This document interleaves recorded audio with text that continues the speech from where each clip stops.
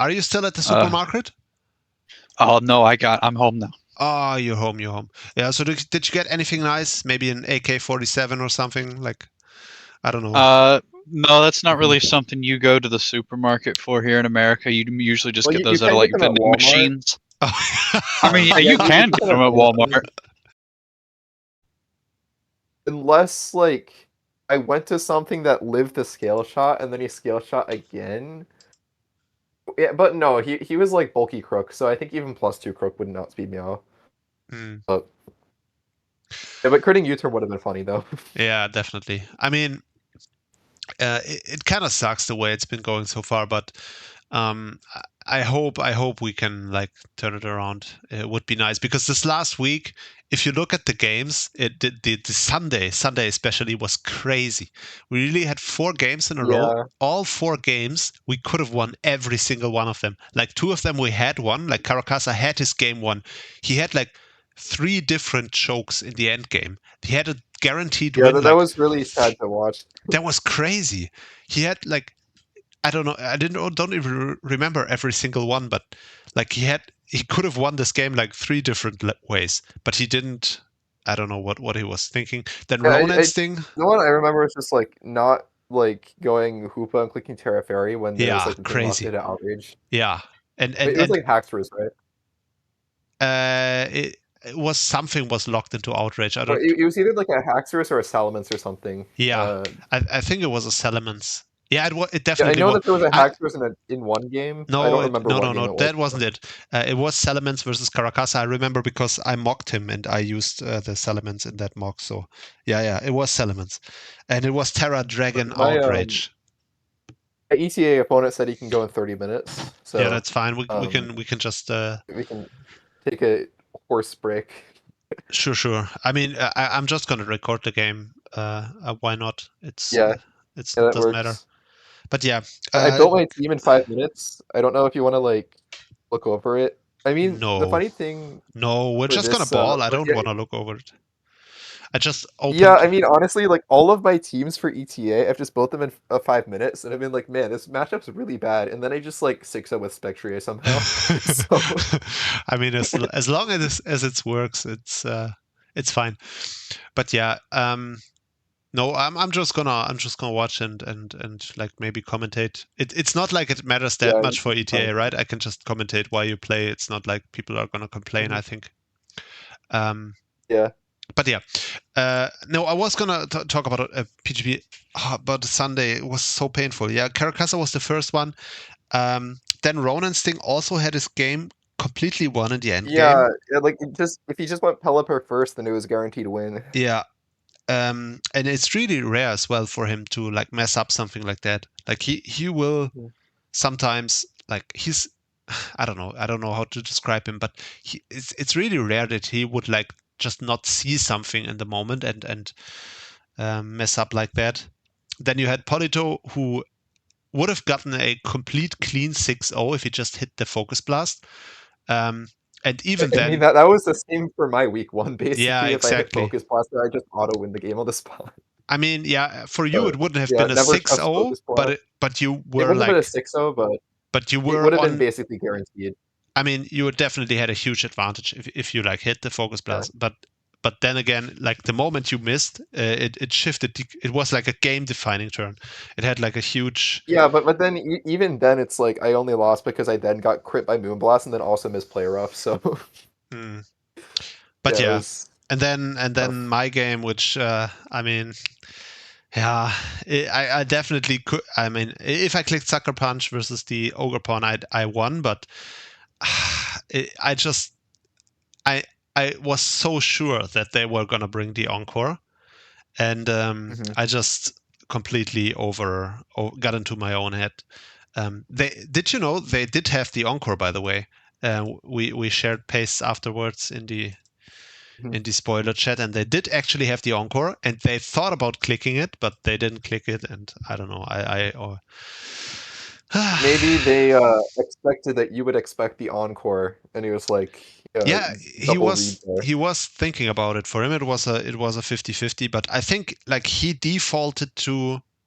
He did what I didn't do. He was like, well, it's not revealed yet, so I'm gonna like it's not a 50-50 because it would be a 50-50 if the sucker punch is revealed, and that's why he clicked U-turn. It's a weird situation because like Yeah. for you the technically optimal play is to sucker punch because encore isn't revealed, and for him the technically optimal play is to not encore because sucker isn't revealed. Yeah.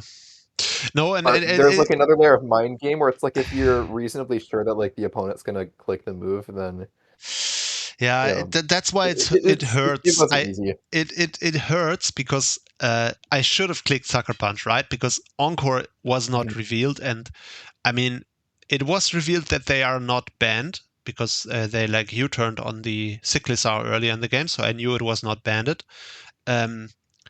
But like all we saw was U-turn and Ivy Cudgel, so we didn't know if they had anything else. But just based on the way they prepped all week, they had really good prep every single time, and I was so sure that they were not gonna be like mono attacking, and I really got into my own head, and I thought, well, I should click sucker punch, but I really think they are gonna like click encore or substitute or whatever, and let it paid the price for it, unfortunately. But I mean, it's not like it would have mattered, luckily, because everyone else also choked. So I'm kind of happy at least.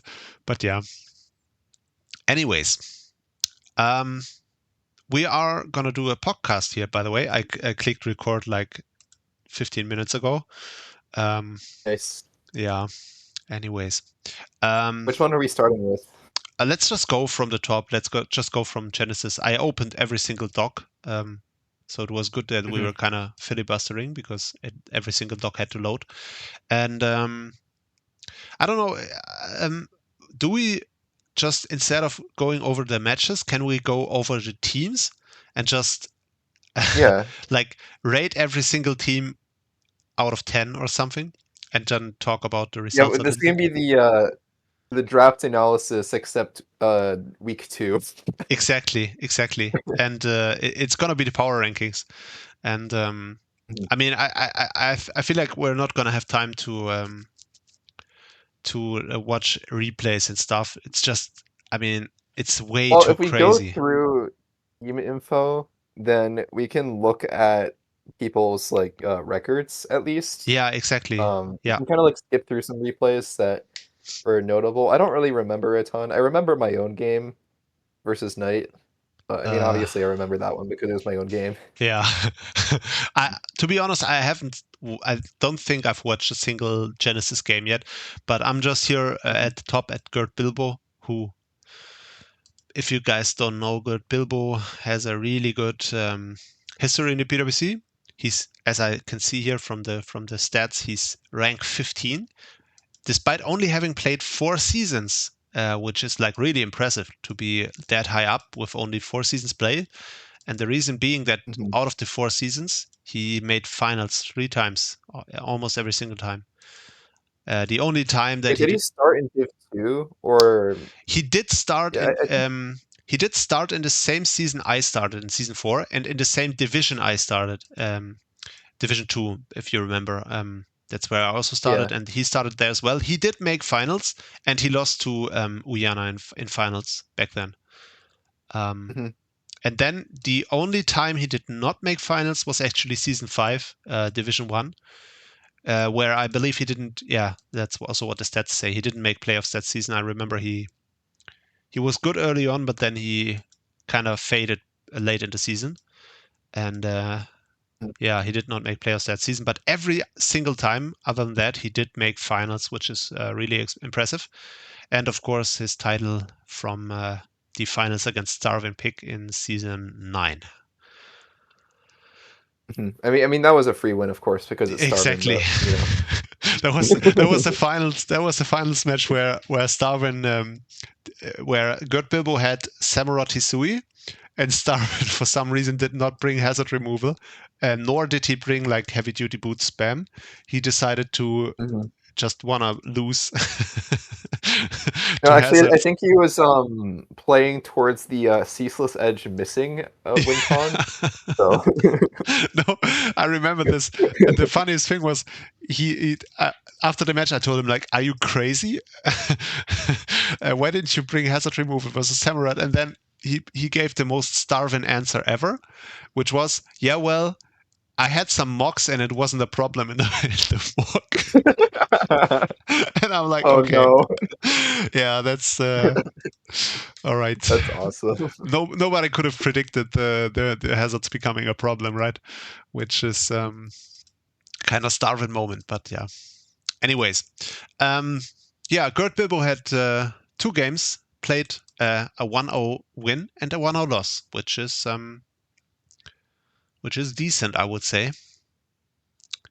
He is currently 6th ranked. He won versus Lennart and then lost to Jortson.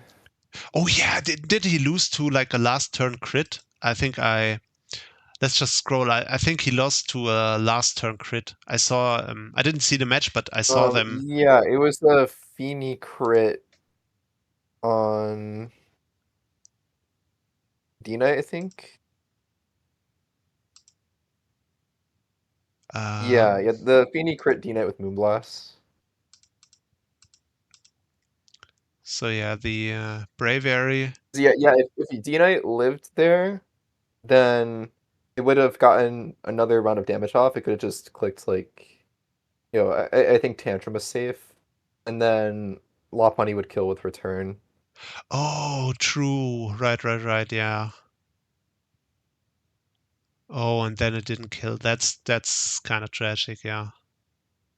I think next week, Jorson is gonna have to change the Feeny nickname from Has Cheeseburger to Hacks Hex. Cheeseburger.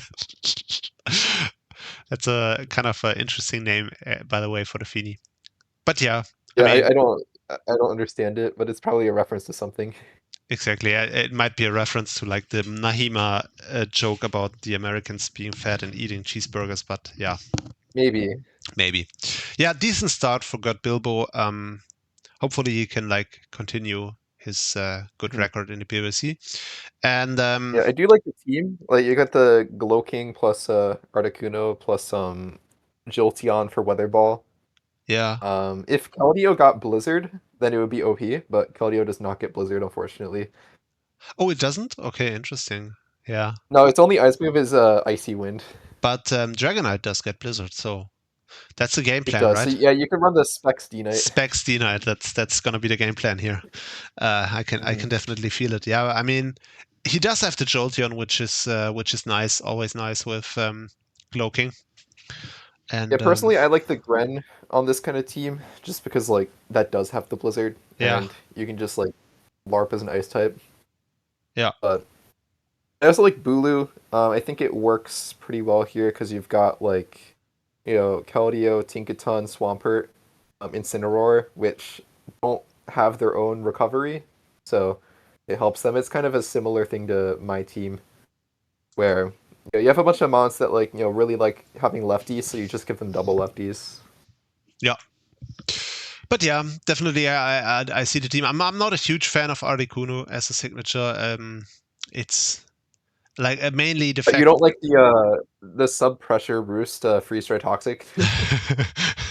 I mean, yeah, that's a reference to Kung Fu Panda, who's going to be the next coach we're talking about from last season. I mean, but yeah, it's actually not what I hate about it, since that wasn't even the problem. The problem was only simply that I choked, but but yeah, it's the fact that what I don't like about Articuno is that it has no way of being a win con in any way other than like just being fat and not dying and toxicing stuff and maybe freezing that stuff. is a decent way of being a win con. It is a way of being a win con, but I feel like that's not why Terra is super broken.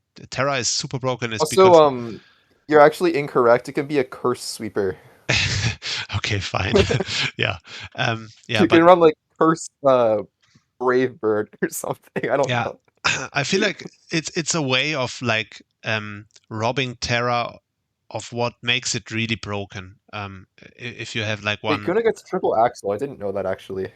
Okay, fine. Yeah, it might be it might be a curse sweeper one day, but yeah, that's one reason why I'm not a huge fan of Articuno. But I mean, it's not hard to understand why it is good, because you're getting rid of the terrible typing, but you keep and it can run a usable typing, and you still keep the insane stats. So defensively, and you still get U-turn, you get defog, you get toxic, of course, freeze dry. I So think it's pretty good for this team because, if you look at the rest of the Mons, like, you have Mons that are, like, they're good defensively, but you don't want to rely on them to be the main defensive backbone. And also, notably, you don't really have any hazard removal on any other Mon besides D-Knight, which, like, if you're running Defog on your D-Knight, you're kind of down bad. So, yeah. I think Kuno just, like, really fits, like, since you are going to be bringing it every week, then just the ability to have a, like, blanket check of any type that can defog consistently really helps, like, the rest of these mons, like, Tinkaton, Swampert, stuff like that. Yeah. Yeah, I think it's good on this team. I would give it an 8 out of 10. What I would like from this team, if you like look at the team and what it does, like it has all these things that are either like pivoting slow with Articuno or Slowking, Incineroar, Swampert, like you're pivoting around quite a bit, and then you have the Lopunny, which of course spams U-turn, and I would like to have like one mon that you like go into that really nukes something, and I'm not really like Keldeo isn't really Yeah, I that. think, like, Dragonite, Keldeo can kind of, like, you can run Banded D-Knight, but Banded D-Knight's kind of fraud. yeah, Mega Lopunny does. You can run Banded Bulu as well, like, that's kind of overlooked a lot of time, like, Woodhammer CC is, like, not the easiest thing to switch into. Also Incineroar, like, people always think of it as defensive, but it yeah. actually does have base 115 attack, Oh so yeah, if you yeah, run Banded on definitely. it, And it also has a it's good pretty offensive move strong. pool as well. Yeah, I guess you can like maybe pick and choose Even who. Jolteon as well. Like, if you just chilly out into Jolteon, then, like, Electric Ice. Yeah, true, maybe. So I don't think you really need, like, a Qyad on this team, but if you did have a Qyad on this team, then it would be better. Hmm. Yeah, maybe. I guess the Tinkaton is really good, like typing wise, but if you had like in this slot, if you had instead like a Mamoswine, that would just destroy stuff. No, I don't know about, like, dropping the only Steel type. Yeah, I'm just saying, like, I Well, actually, said, like, Articuno is the Steel it type, is but good, typing wise, but I'm just saying instead of having another bulky mon that like sets up you rocks just and gotta run, like, Banded Gigaton Hammer. maybe, Just but yeah, Gigaton in the switch out. that's Gurbilbo. By the way, we are running into the old curse again. I know, Remember, I was about to bring it up. We've talked about this team for too long. exactly, because I've said we had 18 minutes per division to talk about stuff, and I think we have like talked about Gurbilbo for like almost 10 minutes now, Yeah. which is Well, not. let's talk about the next Articuno. I just want Uh, to say, when the draft happened and we saw round 1 Articuno into round 2, pick 1 Articuno into pick 2 Gardecuno. oh yeah, It's like, bro, there's no way. And then I got a, Sigalith, which is, second Psychic Flying. So you got the yeah, pattern going. yeah. And then DriteWhake follows up with a shitty defogger. So Oh boy, and then I guess Surface was also a shitty defogger. ooh, I don't that's know. a rough one. Decidueye Aizui, that's fraud alert. Yeah. Not that's not what I like to see. But anyway, let's start with KFP. Of course, after having like the regular Articuno last season, he's upgrading to Articuno Galar, which is even worse. Now you can click freeze and glare No, and freeze them, maybe.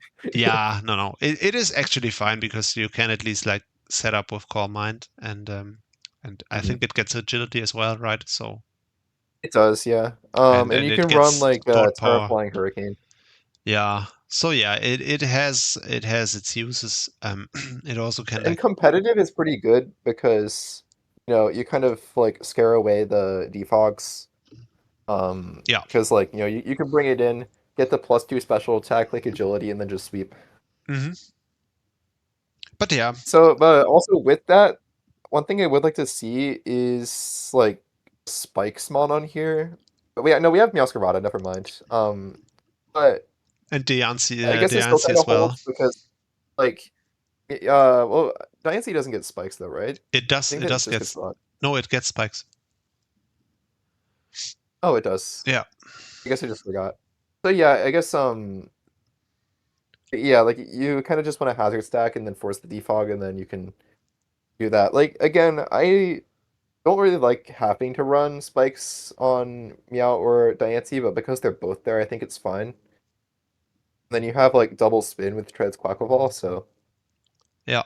yeah, I think it works. And then once you have stacked up on the hazards, like Quackleval is like such an underrated mon, in my opinion. It's so dangerous. You always think in the early game, well, yeah, I have answers for Quackleval, and then the game proceeds. It never hits the field, and then it's late game, and all of the sudden you're like, oh damn, it gets dangerous so quickly. And yeah, it's a good mon. I like it. Yeah, That's a Watch really Tom is a mon where like it's good, but I'm always just scared of using it because like you only have pump, right? It's the same as bundle. Except at least with bundle, like there are some matchups where you just need like freeze dry, or especially if you're running it with Glow King, you can just click Blizzard. But with Wash Tom, like if you're up against like a ground type or you're trying to hit a ground type trying to volt block you, it's like you need to land that Hydro or Will-O-Wisp, and this is a little more accurate, but still somewhat inaccurate. So like but it's also a mod where like it's not like you lose it if you miss your Hydro Pump. Like a lot of the time with bundle, Yeah. if you miss pump, you just die. But Watch Tom, it's like if you miss pump, then you don't die, but you also like lose progress.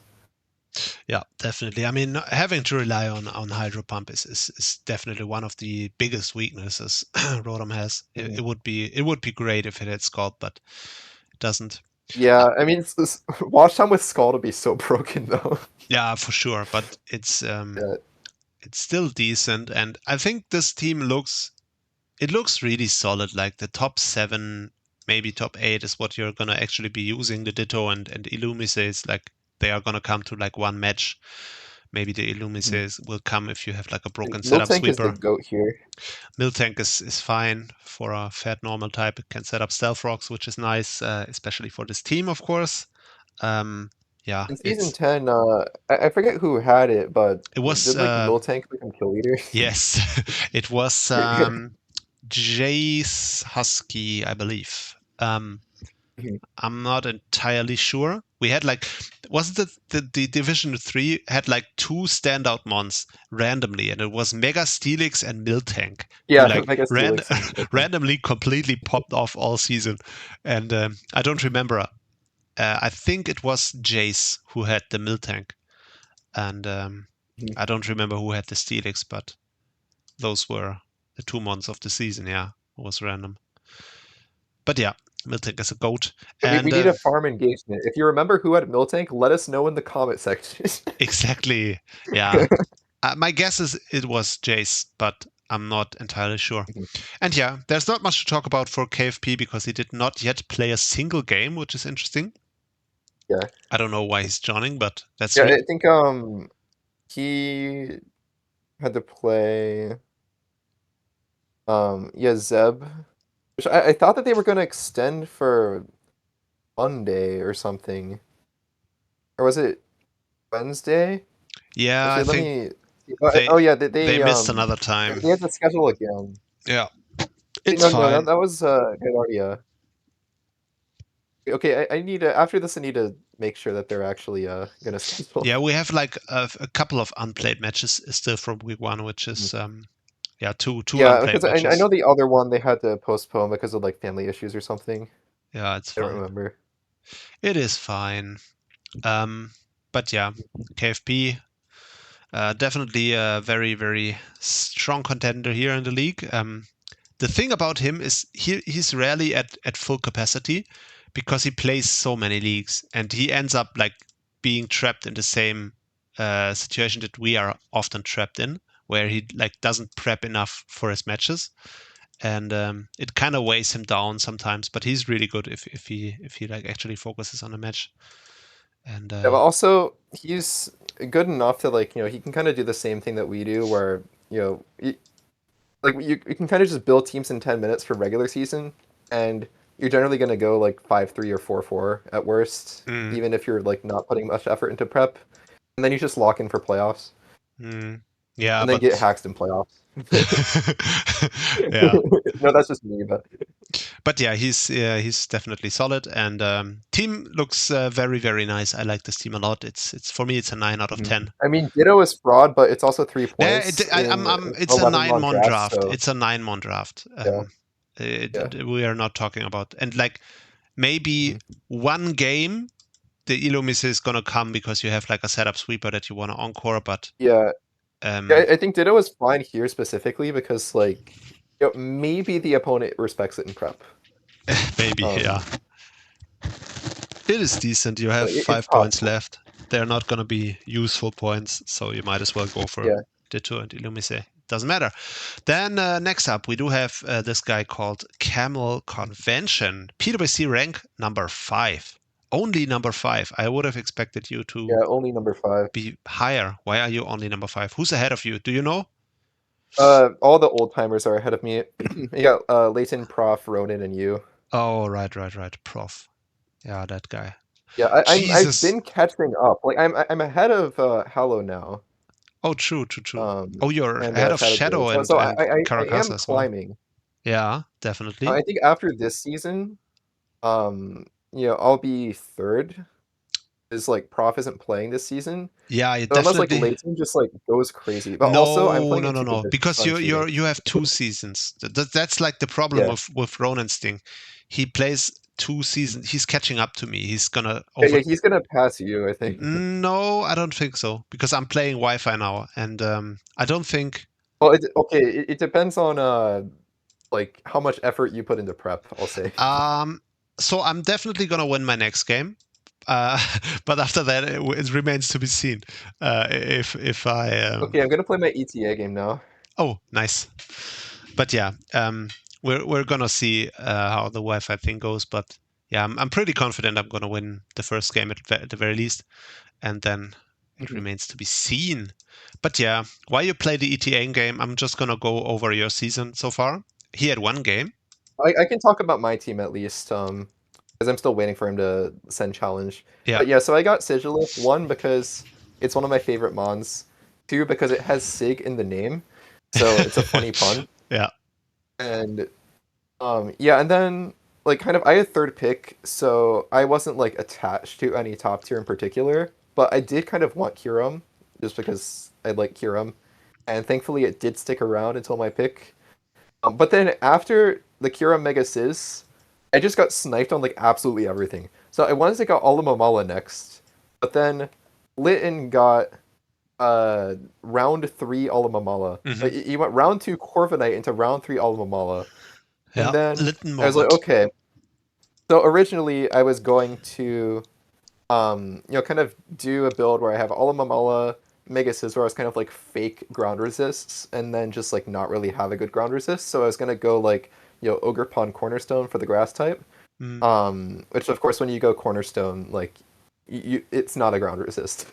But since Alo got taken, I'm like, okay, I want to make sure that I have a good water, but also Primarina does not want to switch into EQ, so I want a good grass type. I'm like, okay, Rillaboom goes well with Primarina, Mega Scizor, and Kyurem, so I'm gonna go with that. So I went those 2, and I had originally wanted Zeraora, which I was going to get that round, but because I need to secure Rilla Prim, then I wasn't able to get it. But then I was like, okay, well, even if Zeraora gets taken, like, a lot of people have already gotten their top tiers, and if Zera gets taken, I still have Darkrai as a backup. Then Litten proceeds to draft both Zeraora and Darkrai on the next 2 rounds before my pick. I'm like, bro, how did one guy snipe me on both of my remaining top tiers? It was all okay, calculated. let me post the ETA link that just started. Oh, nice. It is in ETA or in PWC where it's in ETA. It's in ETA. I'll just stay on call. I know you're not going to ghost me. No, I'm just gonna stay and call it. It's not, doesn't matter. Yeah. I mean, people can complain if they want to, but it's not like I don't know. I'm just gonna I guess while I think about team preview, I'll continue talking yeah about this. So then from here, like, I was like, okay, well, I have the Rillaboom. I guess I can go Hawlucha. It's like my speed's kind of cooked without like Zera or Darkrai.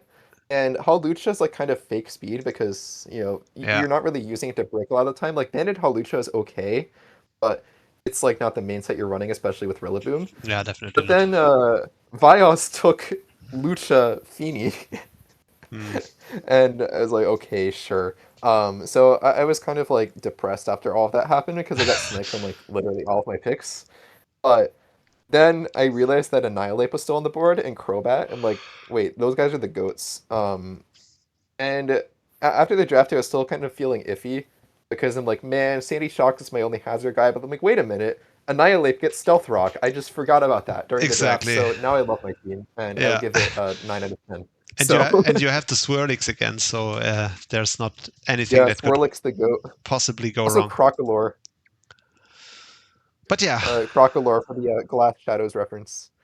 Oh, true. I should actually think about this game. Morgrim is here. I mean, yeah, there's we're gonna be watching an ETA match now. If you guys don't know, ETA is a friendly league of the PWC. There's a lot of overlap in players. It's a league run by Radioactive Mayo and Mike Haley, both of which you might know from the PWC, probably do. And this season it's interesting because it is the first time that the ETA is running an like sort of semi-Ubers season, where I think you're allowed to draft like 2 Ubers on every team, which for Camel is the Calyrex Ice and Dialga Origin.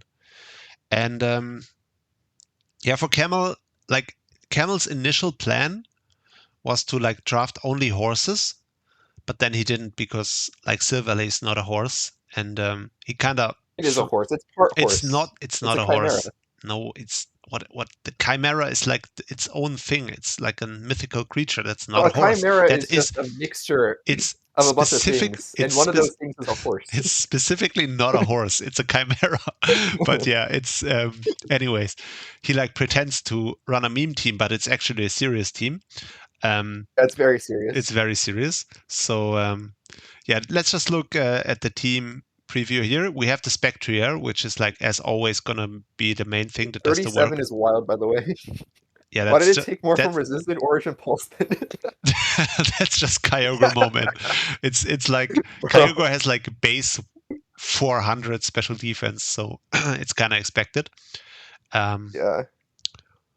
This mon also is named Hold Your Horses, which is a funny horse reference. I mean, it is kind of nice for the Spectrier to like whittle down the Kyogre. But then it's gonna be kind of tough for the Spectrier because there is this Morgram, which is just gonna like T-wave it and stuff. We're gonna see what We'll happens. see. I mean, there is a King Gambit that did not come, so I think Spectre was more concerned with that mon. Yeah, so it's probably gonna be like Willow and stuff, but we're gonna see. I mean, other than the Impidimp, no, Morgram, it's looking kind of over for a little grill, depending on what the sets are. But Oh, there's also Hisui and Zorak, which is immune I to mean, Shadow Ball. yeah, fair, but like I don't know, it depends. Like it's not a reliable check to Spectria, but we're gonna Yeah, see. it probably dies to +2 Mudshot, honestly. But the funny thing is, like now that the Kyogre is kind of low-ish, especially if it eats another hit, then like his answer to Keldeo is like Salamence. So that's kind of interesting. You just click surf afterwards in the rain. Oh no, there is I not also rain. have Icy Wind on it, so Salamence Yeah, isn't even a yeah. good I was just gonna say Salamence is not an answer to Keldeo, like not reliable at least. And yeah, that's kind of interesting. But he Oh no, saves. the Morgrim. Oh no, the Morgram.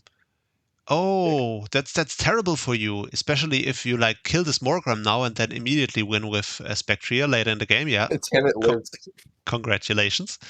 I mean now it can still what he's gonna put up a Reflect and then you just kind of win later.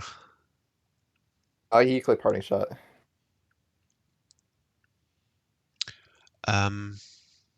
But yeah.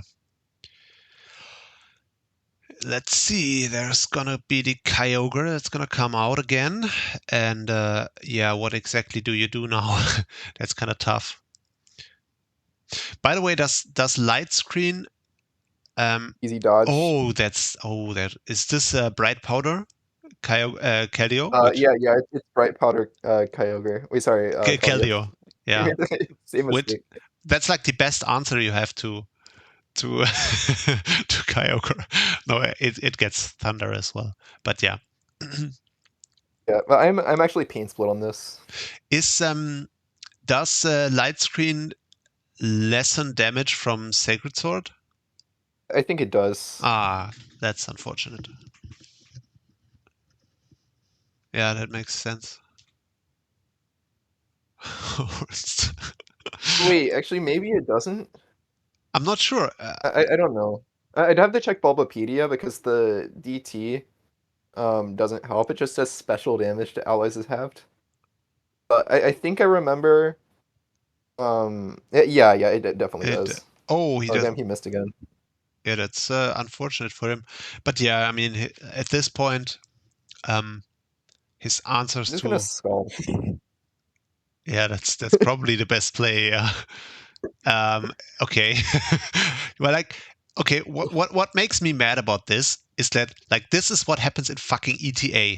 Yup. What the hell? You dodge 3 Origin pulses in a row. You get the first turn Scald Burn and then a crit with Secret Zone. This is what you do in ETA, and then you go into PGP and you like have the opposite happen. Ligre says, "Okay, is this a joke?" I mean, this kind of pisses me off. Like in ETA, you have a fucking horse team and you like hex people, but then. Well, to be fair, I did get hacked week 1, and that was my only loss. Oh, true. But yeah, I mean, it's not. Also, I think I may have hacked one other person, but I don't even remember like any of the games that happened. So, But yeah, I mean, it's calculated for Lil Grill, the dodge, because now you don't have rain to boost the Keldeo, which is now a huge threat. Yeah, true. Yeah. Like whenever the Heatran comes in, it's gonna be a problem for Lil Grill because he doesn't really switch into Keldeo.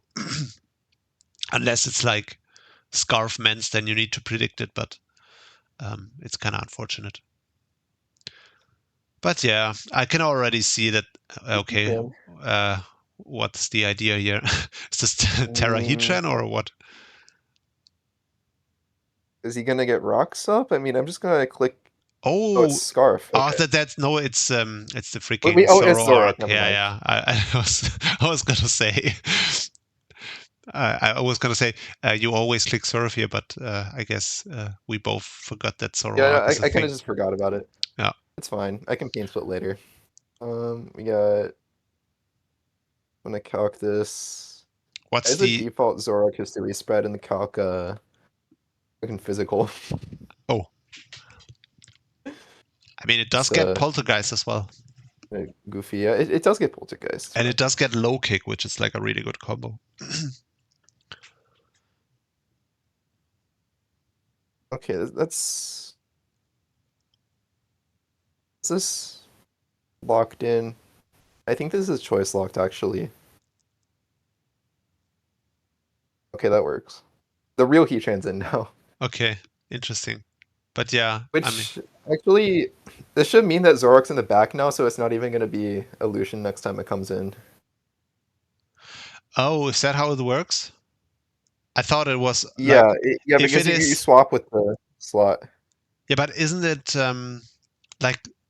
Wouldn't it take the shape of the second last mon in? I don't know how it works. I think it would still be. I think if you swap in a Zoroark in the last spot, then it's not disguised. Yeah, we're maybe gonna find out. I'm not sure. I think it would be disguised. It's either not going to be disguised, or it has to be like Skarmory switching into fake Skarmory. Mm-hmm. But either way, it'll be obvious.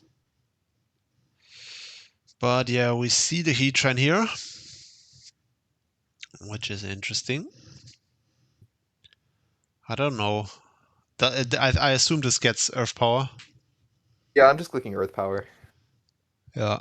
In theory, it would outspeed a Heatran, but of course the Heatran could easily be scarfed here and just click Eruption.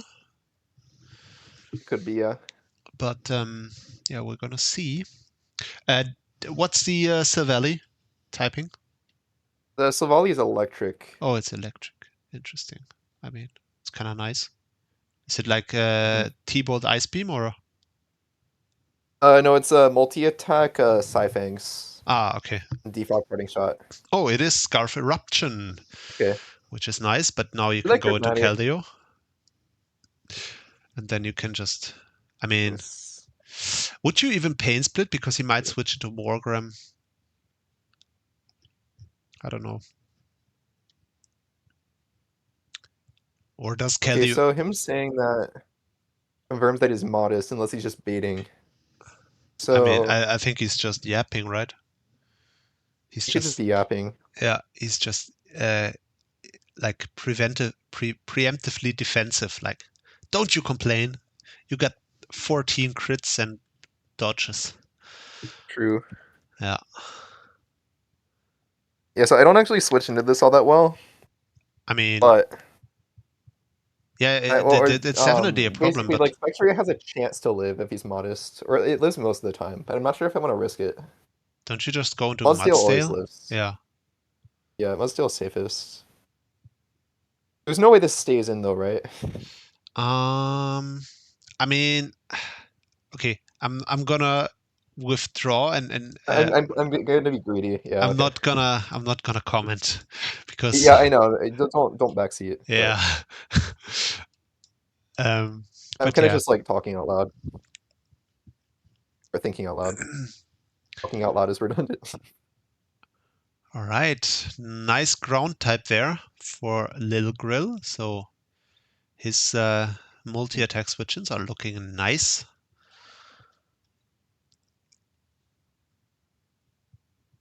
Yeah, the Scyfangs were for Amoongus, which did not come.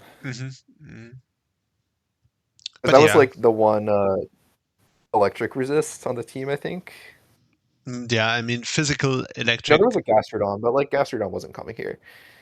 Physical electric is just kind of nice if you like playing Kyogre.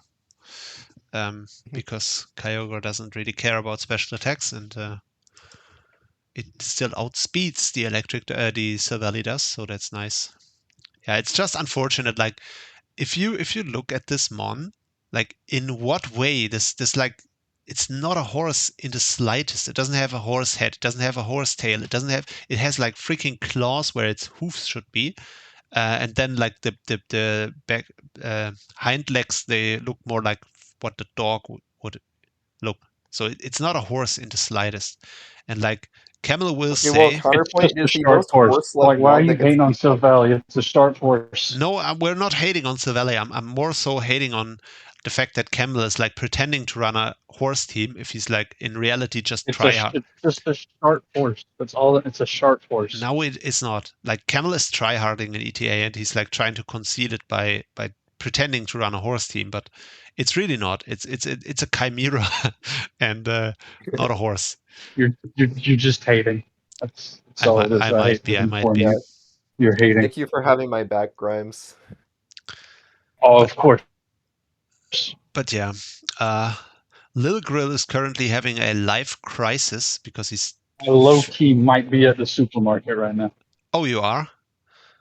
Oh, that's nice. Oh, there's a Hons. We have a Hons on the board, which is I don't know what's the set here. It's Sub-Wisp. Oh. Okay, well, that's unfortunate. Sure, I guess I'll just ask ball you. I don't know. Yeah, it is Wisp for. I thought you would switch there. For the King Gambit. And then probably Draining Kiss as the last move, I would guess. No, it's a Sub-Wisp, Shadow Ball, Mudshot. Oh, Mudshot. Interesting. Oh, yeah, of course, for the King Gambit makes sense as well. So, yeah, it doesn't really, like, have also all Heatran, yeah. True. Yeah, but Heatran would like, still outspeed you and Eruption you. But yeah, but you're on prep. You're not just prepping for Scarf Heatran, so. no, I'm just gonna talk about the matchup right now. Ooh, it lives. That's like, oh, okay. That was kind of nice for you, the way that turned out. I mean, like him dragging in anything besides Mudsdale is fine, and even if he dragged in Mudsdale, I just click EQ as he roosts. Oh, you still have the Calyrex Ice. But yeah, the Heatran is Yeah, really... that was the thing. I'm so surprised he sacked that, because if I get Trick Room up, I just win. Yeah, but the Heatran is looking so nice for him. I don't know if Keldeo lives. It might. But if it does Then you not... get the pain split off. Oh, Yeah. it does. Okay. But yeah, it's... Oh, no, Keldeo does not live. But yeah, he can get a Reflect up here. Which I guess is nice. But then he's still, like, he can't really set up with Salamence, at least not safely, because of course he doesn't know if you have Ice Beam or not. I might go for it anyway, but I don't even know what like his best option is here, because I can get just Parting Shot on anything really. I mean, yeah, if the Heatran comes out, it's like, yeah. I mean, you probably live, right? And you might weaken his Eruption, which could be nice for you. I don't know what you would do here. I do live. I think I got a Parting Shot. Yeah, this is Oh, the he goes... Zoroark. I thought it might have been the Zoroark. I think this is actually Scarf Zoroark. But yeah, that also confirms that he the Zoroark was still in Because I disguise. know that it's Modest Zoroark. Unless it's like Wise Glasses or Spell Tag or something. Wait, no, not Spell Tag, Expert Belt. Don't you just win with the... And you wouldn't run oh yeah, I'm just gonna go... He does have the Reflect, which is annoying.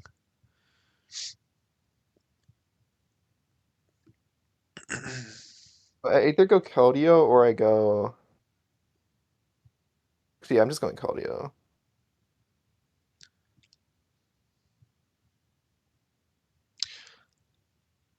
I'm clicking Pain Split. Yeah. There's between this and like getting rocks up.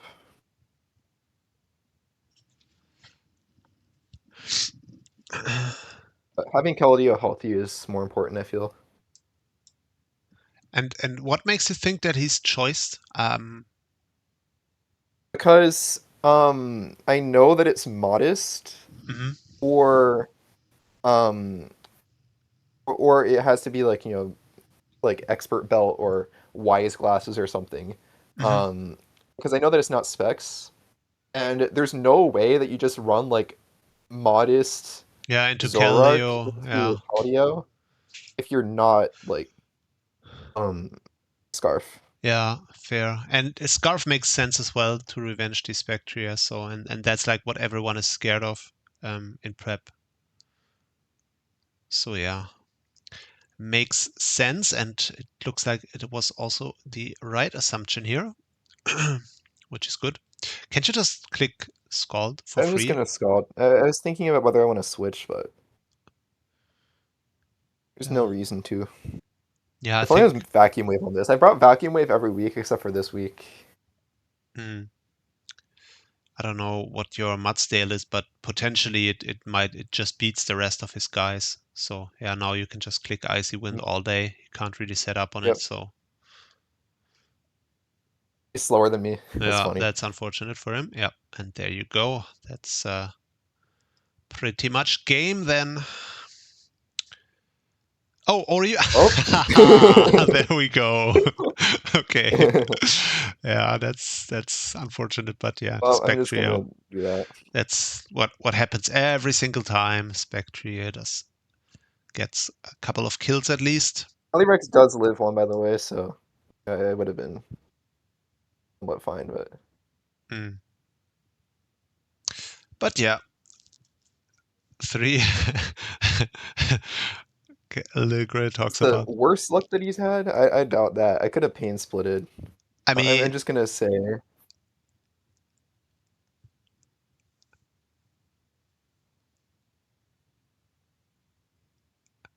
Oh, he clicked rest on the Kyogre or what? Yeah, but I kind of just need to stall out light screen though. Like if Mm. he's not Thunder, then I win that 1v1. Mm-hmm. Yeah, he was not Because fun. if he rests, then I just pain split back to full HP. Mm. No. Anyways, the Honsters get another win, and Spectrier still got 2 kills, which is nice, I guess. Mm-hmm. Or did All it right, get? let's see how Mazda's looking in the fantasy rankings, because that's like the only thing I'm playing for, right? So. Yeah, it's I don't know. I haven't looked at the fantasy rankings in a bit, but I know that. You know that you were second? I mean, I don't know if Or Caracasa maybe even still played any are more second? matches, but like that's the only thing that's carrying me so far. Is like Yeah, well, everybody in the top 3 is being carried by one Mon. yeah. But yeah, let's see. Okay, I got Mazda to first place. Nice. Unfortunate. I mean, Yeah, yeah, so it's Mazda's first place with 39. Carried by the current kill leader Spectre with 20 kills. 20 Then kills. yeah, then number 2 is Pepinchbeep, who is carried by Mega Mewtwo X with 18 kills, which is second place. And then you are third with 37 kills, so very close top 3. Yeah. Carried by Gouging Fire, which is third place on kill leader with 15. So Yeah. the 3 Mons on the top of kill leader correspond to the 3 fantasy leaders. Yeah, it's super unfortunate because like the first Mon that I was gonna pick would have been the Spectrier, but I don't remember if either Mazda like got it round 1 before he like got any Ubers, or it was me being like, okay, I don't think people are gonna get Spectrier round 1 when there are like 400 Ubers around. I can get it round 2, and then I got sniped off it, and then I kind of gave up on like it's not really worth getting anything else, which Mazda had the insider knowledge since he's the Wiglet of Wall Street. Also, you got the round 1 Mega Metagross, and it hasn't gotten a single kill yet. So. Oh right, yeah, true. Yeah, Yasha Indigo has been like frauding out for a while now.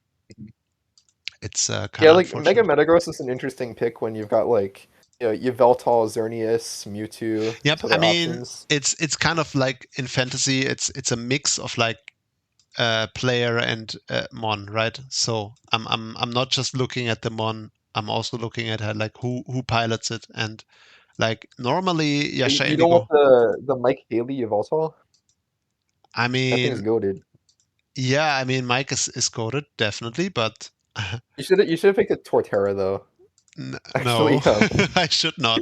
I mean, yeah, it is. I'm not gonna like. no, the Torterra only has 1 kill, and that was versus me. Yeah, yeah. The Metagross is definitely a big disappointment, but at least the Gouging Fire did not disappoint. So still doing fine, I Like how we guess. still have the PR 7 out of 10 for every single team on here. Wait, no, mine is PR horse out of 10, so mine's the only one that's not 7 that's out of not 10. 7. Yeah, I mean, Yeah. in our Unless horse is PRs. equal to 7. Yeah, yeah.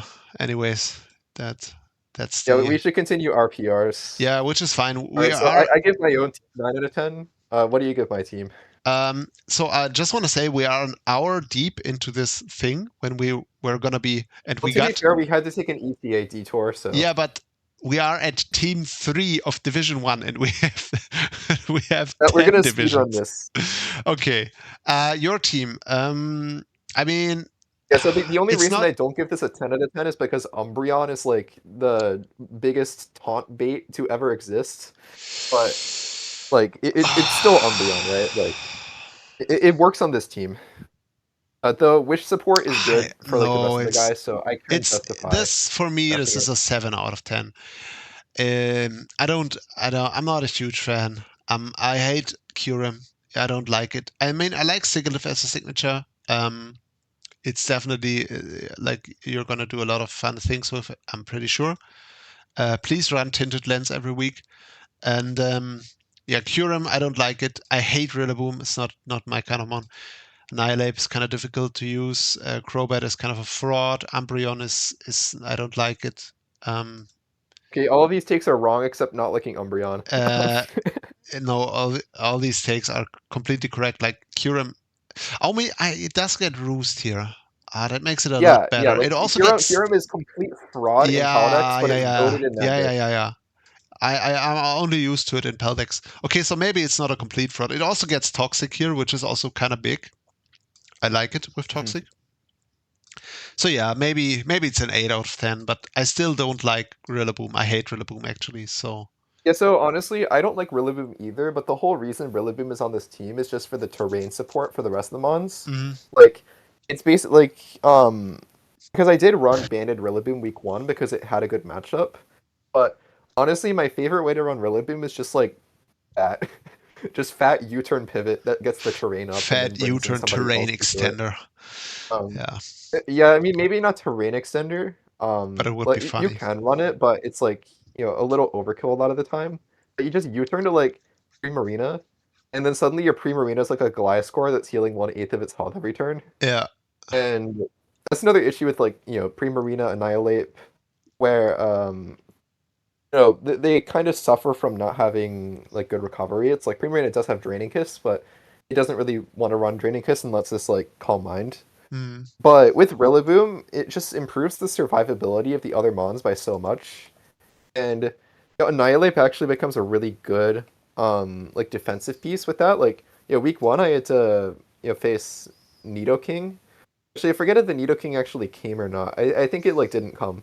But on prep, it's like, okay, I could bring like Spadef Umbreon for Nidoking, but it was like so garbage into every other mon. But Spadef Annihilate just shits on Nidoking. Like, if you run max Spadef on it, it's taking like 30 to 40%. Yeah, it's so really if you're healing for 16 every turn, then like, or not 16, if you're healing for 12.5 every turn, then especially if you're Annihilate, you only ever need the fighting move and Rage Fist for coverage usually, and then you can like fit Protect on as well if you want. Yeah, you can run Protect. I was just like Rocks, Rage Fist, Drain Punch, U-turn, and it just lives forever. Yeah. Yeah, I mean, maybe it's an 8 out of 10, but I like the KFP team a little bit better personally. It's I mean, it looks like you can definitely do some work with it. And you like have originally, the like I hated the team after the draft, but after playing my week 1 and building my week 2, I think it's broken. So we'll see how it plays out. Yeah. But most importantly, it's like actually fun to build with. So I'm actually gonna like put some. Yeah, that's the most important thing. That's the most important thing. If it's fun to build with, then and I can definitely tell, especially the Sigilyph, it's gonna be fun to like think of sets for that thing every week. You can do a lot of stuff with it, and probably the Annihilate as well. Like it's the second coming of Xatu, which I won 2 seasons ago with. So I think that means I'm gonna win again. Yeah. Yeah, and, there's a lot of parallels. Or KFP is going to win because he also has a Psychic Flying type. No, there's a lot of parallels as well because there's also like PGP running on the side, and like something goes wrong for you every single week, and then you have like the Psychic Flying signature and just win every game in top division on the side, which is probably what's going to happen. Next up, we do have... Now we talk about the real fraud, Hisui Decidueye. Yeah, Mr. DriteWhake, who is ranked number 103 after playing only 1 season. Okay, so I think he just got the bundle because bundle got sniped from him in off season. And that's like the only reason. I mean, yeah. But it's bundle. But he won both of his weeks 2-0. So yeah, it's not I think I'm just gonna say that Diggersby carried, and not surprising. Just got carried. It's not surprising because like the team is insanely straightforward, right? You have like slow pivot, Decidueye, kinda Zapdos, then you have like Petarant, and you have Starmie, Hydreigon, Zapdos, even bundle with Flip Turn. Infernape, everything U-turns, and then you go either into in Mega Mawile too. Because Diggersby is one of those mons where like you almost never see it anymore. Like sometimes you'll see it, but it's like that and Obstagoon. are mons where like you used to see them more last gen, but now they're like somewhat rare, and they both happen to be like normal type breakers with like okay speed tier. Mm. Diggersby's speed tier is kind of fraud because it's like literally like less than 80. Like if you want to scarf it, you're one speed short of outspeeding Dragapult. But Unfortunately. thankfully there's no Dragapult here, so that means Diggersby is the GOAT. Yeah, I mean, it's really Yeah, I really was gonna go straightforward. Octagoon on one version of like my build before I got sniped on like every single mon. Of course I had to go Umbreon instead because like I had to try to salvage, but like Obstagoon's fun, but Diggersby can be even better depending on the matchup because you have like actual priority. They should really give Obstagoon extreme speed though. Yeah, like it would be kind of broken, but it needs it.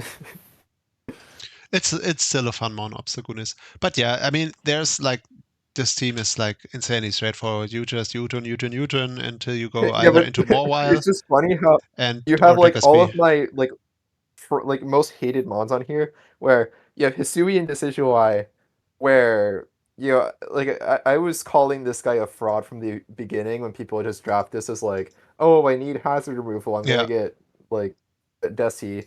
I'm like, no, it's not good. And then Mega Mawile was a mon that I used to really like until it just like completely threw me in this one season I played. I think it was like 3 years ago, where it was like a 23-week long regular season, where it's 24 people, one division, everybody plays everybody else, and my team was like insane. I had Kyurem, Mega Mawile, Manaphy, and Hoopa Unbound, so it's just like all of the scariest things on one team.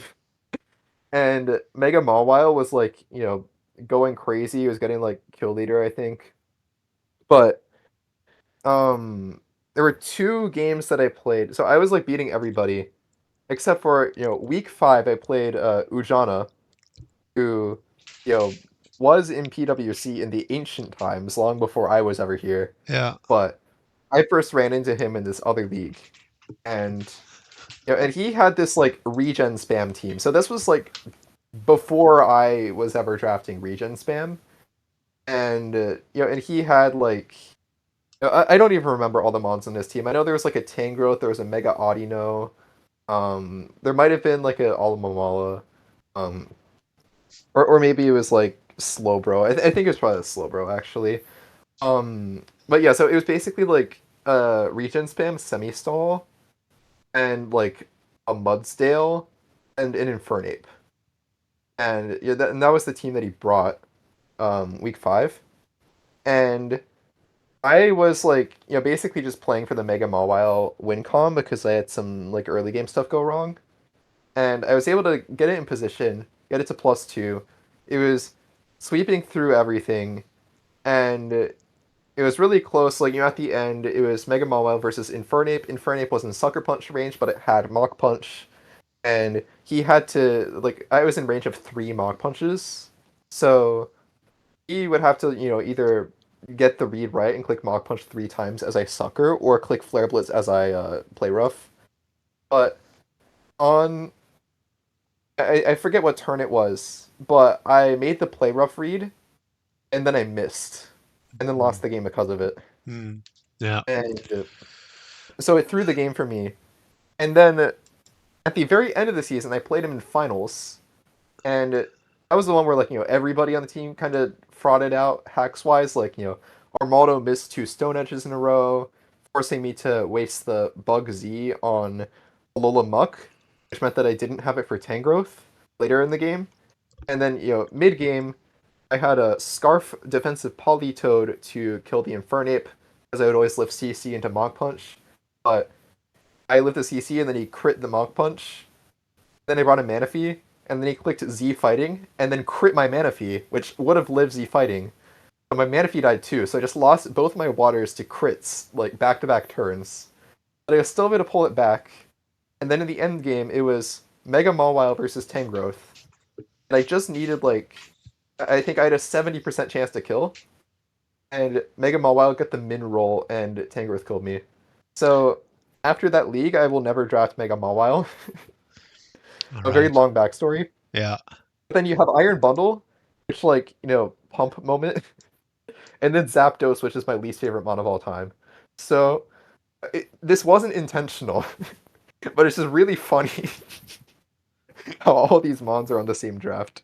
Yeah. Oh wait, and then there's also Infernape from the same thing. Well, I actually like Infernape though, but just because of the whole like Mega Mawile backstory, it's funny how Infernape is on here too. Yeah. I mean, you can't really say anything. By the way, this entire detour that Camel just took, he was talking about Uyana, who I was just, while you were telling your story, I was hovering over to the all-time standings where Uyana is, to this day, the coach with the highest win rate in regular season ever, because he has never, ever lost a single game in the PWC in like the 2 seasons he played, where he won his first season, and then in the second season he won every single game, and then he had to drop for like universities related stuff.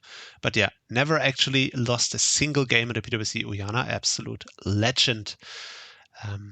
Just as a side note for that story. He's a very good player. Yeah, he was insane. He was really crazy. I remember his second season in the PWC. He didn't even have a good team. But he just destroyed everyone in Division 1 with Conkeldurr. Like there was, it was Gen 8, so no Terra, but he just destroyed people with regular Conkeldurr, which was pretty fun to see. I'm gonna pull up the team that he had in it's like season 5 of. Yeah, it was Slowbro. So it was Torn T, Tangrowth, Slowbro, Alola Muck, Metagross, Mudsteel, Rotom, Turtonator, Mega Audino, and then Infernape Z Captain. Yeah, he's just a regenerator maxing. There was like 4 regen mons. And then my team was Hoopa Unbound, Manaphy, Kyurem, Ribombi, Entei, Eldegoss, Dubwool, Oricorio, Mega Mawile, and Armaldo Z Captain. Yeah, that's pretty insane team, because you have Dubwool. Dubwool is like the best mon of all Double was time. the GOAT. Double actually 6-0'd somebody. Yeah, of course. It's just cotton guard body press. His only special attacker was Florges. Yeah. So cotton guard. Actually, it was just cotton guard body press, just like one. Yeah. There's always going to be matchups where that's just gonna sweep, because and there was also another game that was really funny. So I was fighting Cinderace, and this was like Gen 8 Cinderace with Libero, so it was super broken. And obviously with Fluffy, it makes you weak to fire moves, and Pyro Ball is non-contact, so Pyro Ball is basically super effective into Double. I brought Bulletproof Double, so I was actually immune to Pyro Ball. And didn't even know it got that. No, I switched in Double on Pyro Ball, was immune to it, and then killed Cinderace with Mega Kick. It's just the biggest flex. I was really expecting to miss Mega Kick. I thought it would be really funny if I missed, but I didn't miss. Mega Kick is like, unfortunately, that replay is lost to time. But yeah. But DriteWhake 2-0. That's like really nice to see for like a player to come up. And he's doing well. I don't know who he played, but I know he played Layton week 1. He played Blitz and week 2, and Blitz. He played Layton week 1. Yeah, can't really. So 2 other newcomers to the division. Yeah, and Layton actually, has Layton been Div 1 before? Is this no? That's his first time. He wanted to be Div 1 for the longest time. And this is actually the first time he made it to Div 1, because when Layton came into the league, when he was like absolute bottom div, and he was like bottom div, and he got so much better over the years, and now he actually won the Division 2 and made it to Div 1 on merit, and hopefully he can make a good run there. But yeah, unfortunately, just took a narrow loss to DriteWhake on week 1. But yeah, I mean, he's we know the memes about Layton. He's not gonna do that badly, I don't think. And then he won against Blitzkrieg as well, which we can't really judge Blitzkrieg yet. Other than that, he has like a really good CV in terms of like the other leagues he played, and also won a bunch of stuff, so should be a good player as well. Next up. Okay, so for the PR, I'm gonna have to rate this 0 out of 10 just because of all of the mons I hate on here. But if you want to rate it like higher, then it can like average out to something more fair. I mean, it's like super straightforward. I mean, what am I gonna say about this? It's like I feel like if I were to teach my mom how to play the game, I would this is what I would draft for her. Where you just like I don't know, and then you click U-turn. Okay, but would you have her run rocks on the Hydra or the Infernape? I wouldn't have her run. I would run it on Diggersby. Does Diggersby get rocks? No. I would run it on okay. What I would do is I would pivot around until I finally get into Mega Mawile, and then instead of nuking something with Play Rough, I would click Stealth Rocks instead, so I can later nuke something else. With something else, with the rock support. But yeah, actually, Diggersby, so it doesn't get rocks, but it does get spikes. Oh, so. Interesting. But yeah, I don't know. And I would tell my mom, you don't even need the stealth rocks. Just click U-turn and click play rough with Mega Mawile or return with Diggersby. He does have his favorite mon Golem as well. Oh, true. Sturdy explosion. Yeah, but he does not have Leech Seed on this entire draft, which is kind of a weak point for him. Oh yeah, we need a Sceptile on here. Exactly. But yeah, that's enough about. We need to drop Mega Mawile for like the fraudulent Mega Sceptile. Yeah. But yeah, my man, what am I gonna rate this? I'm gonna rate this a 8 out of 10 because why not? Yeah, so it averages to 4 out of 10. Oh yeah, 4 out of 10. That's not ideal, but I mean he's gonna recover. Next up, we do have Mr. Gaillardia himself. Rank we number have the Surfetch on rank here. number I 26. think Surfetch was one thing that came up. I think you had mentioned whether we wanted to Terraban it or not. I don't think it's Terraban worthy, but it is certainly very strong. I mean, it's just very, very slow, which is what makes it balanced. Yeah, like it's kind of slow and kind of frail. It has a lot going for it. It has scrappy CC. It has knockoff. Yeah. It has poison jab. You just can't. And it has first impression as well, but you don't have Terra Blast on it. It does have defog, but it's not that bulky. The base 62 HP really hurts it. Yeah. And it doesn't have Roost, despite being a bird, which is a Gen 8 moment. Yeah. And so I think it's a good mon, but it's not crazy. Yeah, it's really hard to switch into, but it's also kind of hard to set up this mon to get kills and if this thing got Roost, then it would be way better because you could run Curse Roost because it doesn't actually get bulk up, or it even gets Iron Defense as well. But without Roost, it's kind of limited survivability. One thing on this team is if we had a Wish Passer, sure, technically Mega Gardevoir gets Wish, but you're never clicking Wish with Mega Gardevoir. Then I think that would be pretty good. I disagree, by the way. For the team, because you have Aerothorn on here, you have T-Tar, you have Goodra. Yeah. Those are all mons that don't have good recovery. And I think that Wish support would help. Yeah. Of course, it's not necessary because you can say oh well, Ferrothorn can Leech Seed and then it can switch to Surfetch to get the Leech Seed recovery on the Surfetch, but that's never actually happening. So I think you kind of have to play this more offense, which means that Goodra kind of gets limited value, I guess. Goodra's usually kind of fraud, but on this team mostly, you already have T-Tar as the special blanket check, and Mega Gardevoir can kind of switch into the things that T-Tar doesn't. I'm not really sure what Goodra is actually doing besides maybe clicking Specs Draco one week, but yeah, I think the overall team has a lot of weaknesses. It is you can U-turn with Greninja, go into Mega Gardevoir, X-Control T-Tar, he got the Sand Core, so I mean it's not a bad team. but there would be some improvements that I would probably make. There's a couple of things that come to mind to me personally. Like you mentioned, he has like a lot of special blanket checks, but like the physical defense is looking like there's Ferrothorn. Yeah, it's just Ferrothorn, Moltres, and then maybe basically. Moltres, yeah. But that's kind of like iffy. And then it like a lot of this team, I don't really see how you position Surfetched and Mega Gardevoir. Like it's basically just U-turn off of Gren or yeah. like, but U-turn off of Moltres. Like Moltres is the one. Moltres is like the one guy that, but then you have like Thundy T and Greninja, I guess, and I guess you could in theory run teleport on more switches, but yeah, it's something where like you kind of have to double well with this. You have team. to like, play really well to make this team work.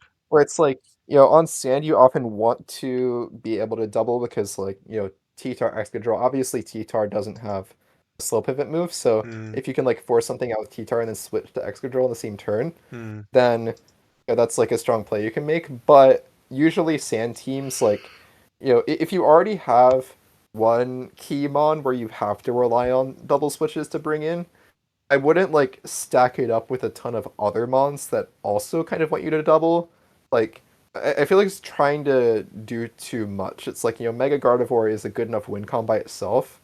Surfetched as well is like you kind of want to break with it, but you don't really have a lot of mons to bring it in. So you're kind of really leaning on Moltres. And usually on sand you'll see mons like, Alamamala, Rotom Wash, things like that.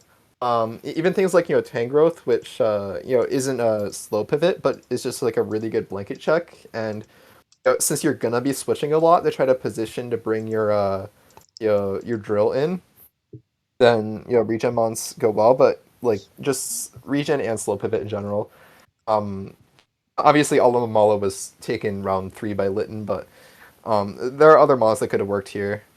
But Ferrothorn is like, I mean, it's fine. Like you can kind of benefit from Sand Chip because like you're immune to it.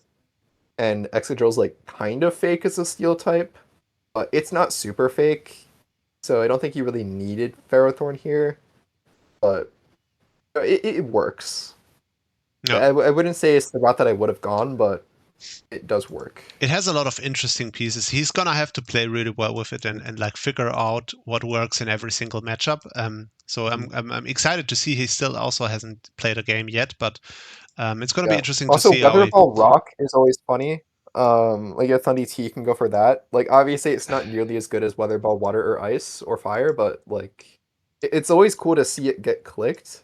But it's more of a thing that you want to run on like Landorus and not Thunderous. Yeah. And like ground types also resist Weather Ball Rock, so if like obviously you have Grass Knot, but outside of Grass Knot, if like a Flygon is pushing in on you, then you're kind of like there's nothing you can do. Yeah. The top 3 is looking really nice, like Gren, Gardevoir, Excadrill. Those are like great win cons, every single one of them.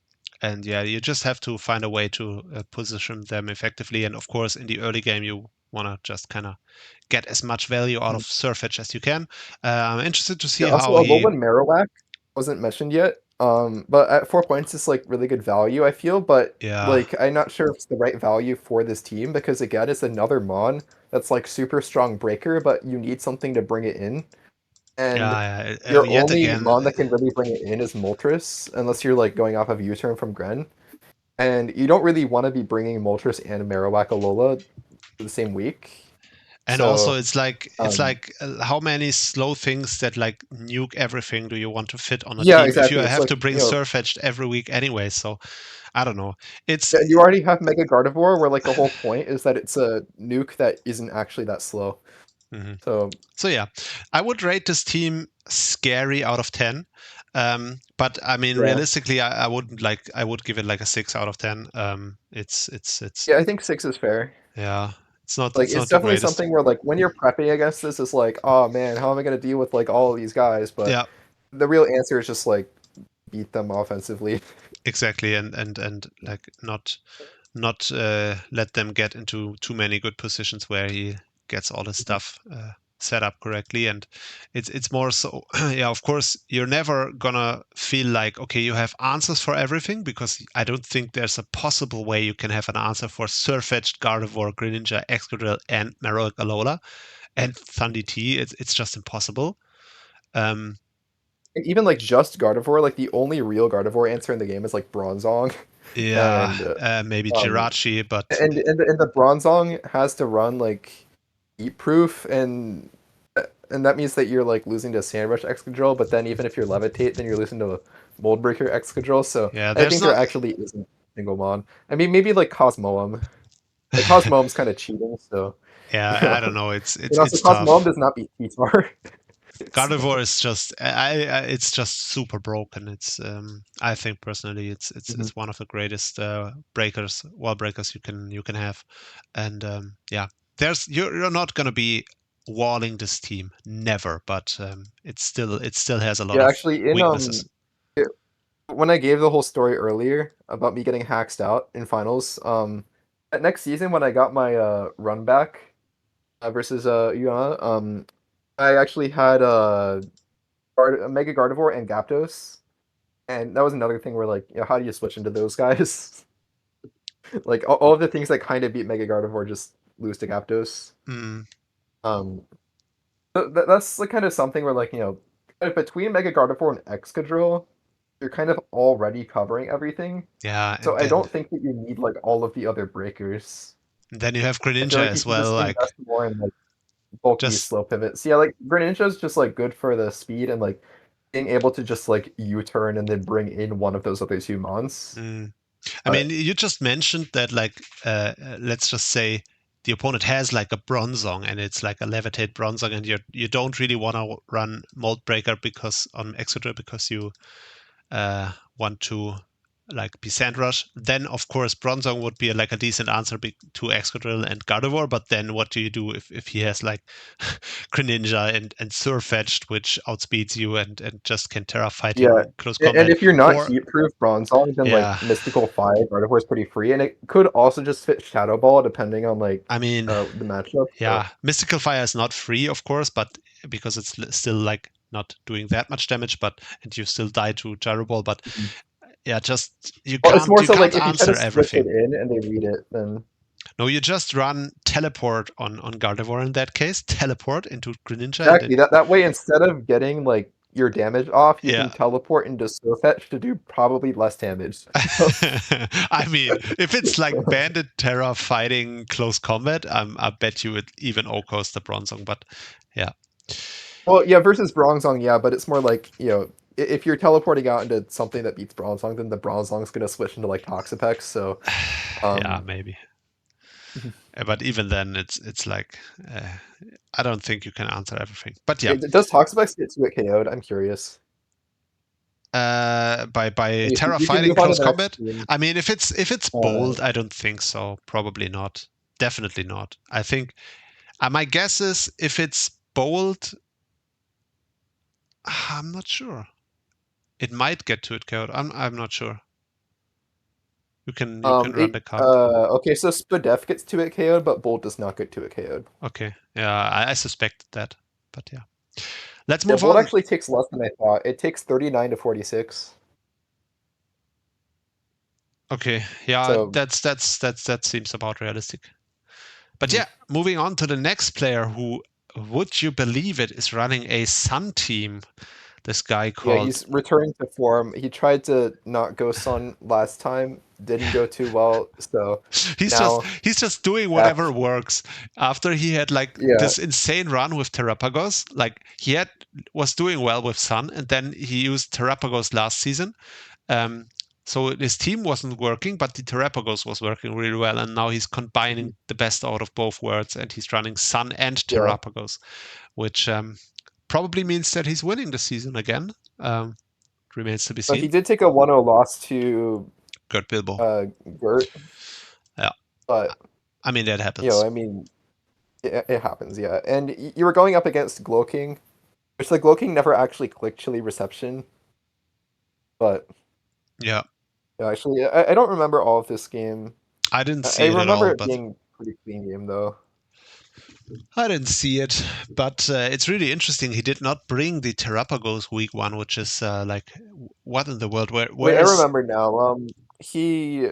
Oh, so it was an end game where he had Brute Bonnet versus Mega Lopunny, and he was Terra Fire, and apparently he was originally Terra Fairy, but he changed it. And if he was Terra Fairy, then he would have won. So it was a really close game. Unfortunate. But yeah, it is just the Lennart type of team. Really unbalanced. It has like Blacephalon is the Blacephalon good is addition. I like the Blacephalon. yeah, it's kind of crazy. But wait, he is Ninetales instead of Torkoal, which is interesting. Yes, you got the Gen 9 OU adaptation. Everybody's running Ninetales instead of Torkoal now. I mean, yeah, it does get Memento, which is which can be really nice. I guess Healing Wish. It doesn't get Memento, right? He was Healing Wish. Yeah, he was Healing Wish week 1. Ah, okay, interesting. Yeah, I mean, it is either way. You can set up the gouging, Venusaur, Walking Wake, whatever you want. Blacephalon, really nice. But of course, it's still. And it also has Encore, pretty good, and like Fast Wisp. And you still have like the Rapid Spin on Terrapagos. So yeah, it does make sense as a Sun team. There's also Durant, who's like here, but like it's another like one of those value 3-pointers. Or like, you know, with the tier list overhaul, there's just like a lot of mons in the lower tiers where it's like they were like never getting drafted when they were over tiered, but now they're like actually value. So there is actually merit to not just like going like 8 mons plus 3 1-pointers. Like if you can save a bit more points to get actual low tiers, then you know you kind of benefit off that, and it's cool to see you know, a number of people have actually done that this season. So yeah, there's that. All right, I'm gonna rate this a 7 out of 10 just because it is. Yeah, I think 7 is fair. It's Sun. It has like but all the benefits. He is the Sun goat, so he is the Sun goat. He's gonna use it well. I remember last year in PGP, he really knows how to make it work and how to play it. And he's gonna do fine with it, I think. The question with him is always like, how much can he really invest into the league at this point, because he's like really busy with his politics stuff that he does. So he's also like 5-minute prep syndrome a little bit, but it remains to be seen. Also, Sun is like really fast to prep with. Yeah, I feel like the only team that's like easier to prep with than Sun is Tapu Koko terrain spam. Fair, yeah. It definitely, I can see. Like it also really doesn't really matter what you build a lot of the time. It's gonna be so threatening, and that you like nobody really knows what's gonna happen. So yeah, interesting. And also, no matter what, you can always scam a win with Terrapagos. Exactly. That's kind Although of true. he didn't even bring the Terrapagos week 1. Yeah, that's what I was mentioning early when we looked at the team. Like, what the hell?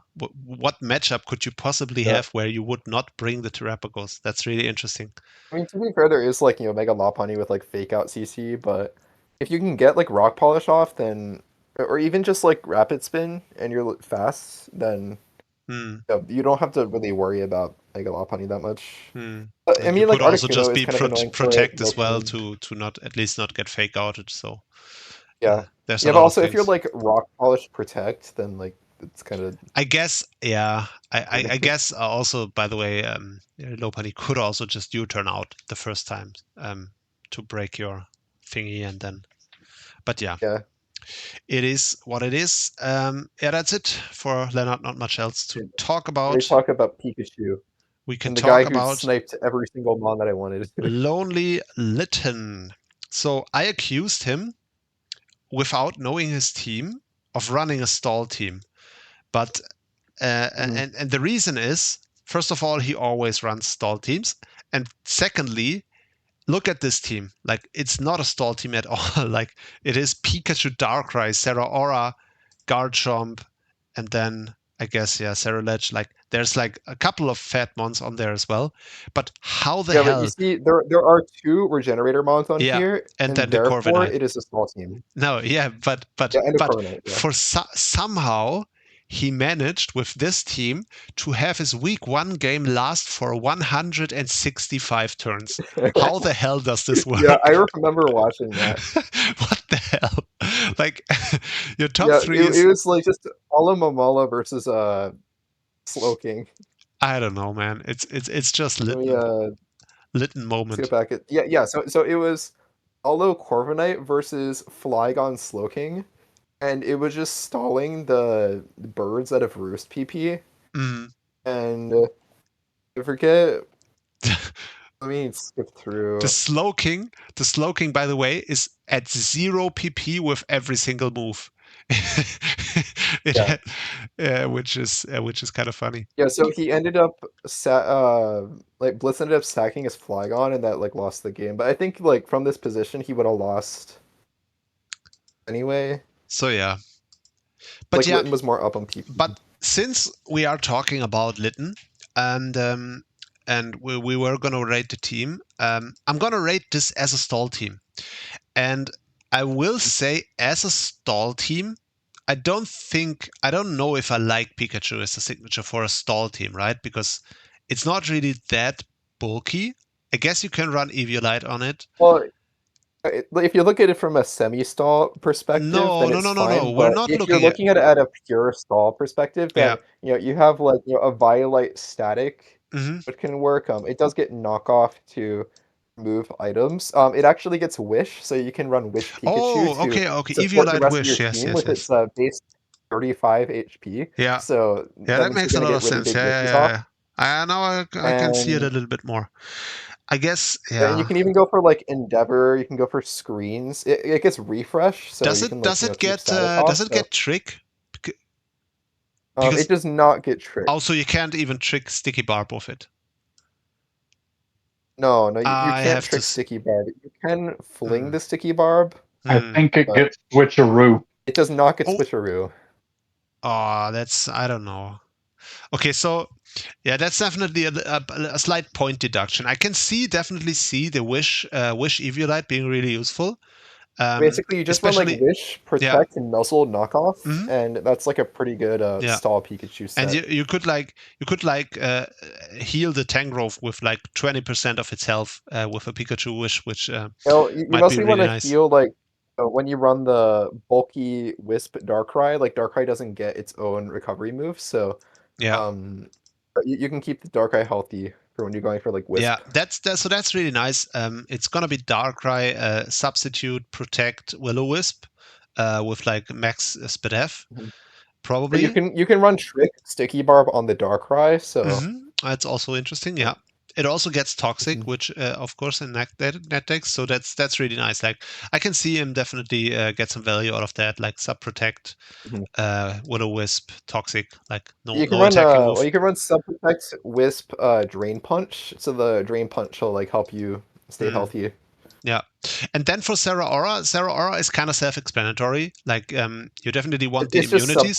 It's sub-toxic, Protect. With the speed tier, it goes really nice.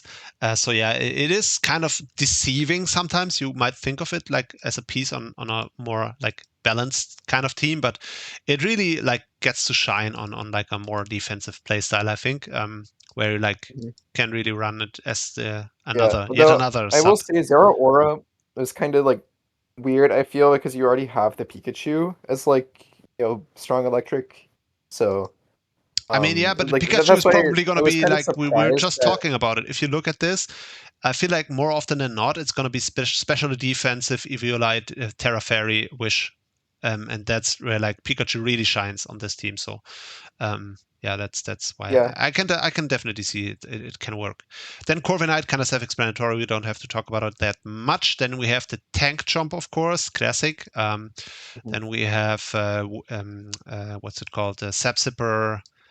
It's going to be a Sapsipper Whirlpool Perish Song. Exactly. That's that. Then Alo Classic, Tangrowth Classic, and then of course you have Cerulege, which is really deceiving, but it has good special defense. It has decent HP, and it of course has a bunch of immunities, and it also gets pain split as well. So definitely yet another mon that can like And work. of course it gets wisp. It and it does gets get taunt. wisp as well, yeah. I And think you want to run like maybe a bitter blade, wisp, taunt, and like a clear smog or something, just to like oh yeah, clear smog as stop well. some Very nice. setup. Yeah. You can maybe even drop the bitter blade for like a lava plume, just to like fish for burns if you don't want to like be clicking will-o-wisp, and then you could have like a protect last in that case, or maybe like a nightshade, or like iron defense disable. So Yeah. it has some options. Okay. Yeah, but okay.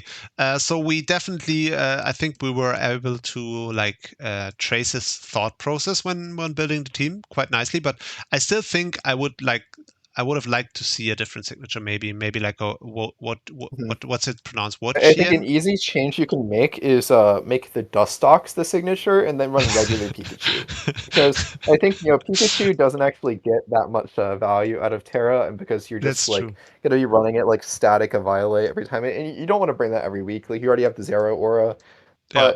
But Dustox on the other hand, like we were talking about Articuno earlier, where it's like this really like bulky defog special like blanket check. Well, Dustox is just that but better, because you have not only Roost, but you also have Moonlight. You can run 2 recovery moves, and that's double the PP. Yeah. And That then way you you run can. Defog and U-turn, but also Toxic. So before Utera, you have like you never miss your Toxic, which is obviously really good. And then after Utera, you still have Stab on your U-turn. So I think that you should just really go for the Terra Dustox here. It also gets Whirlwind, which is obviously phasing is good.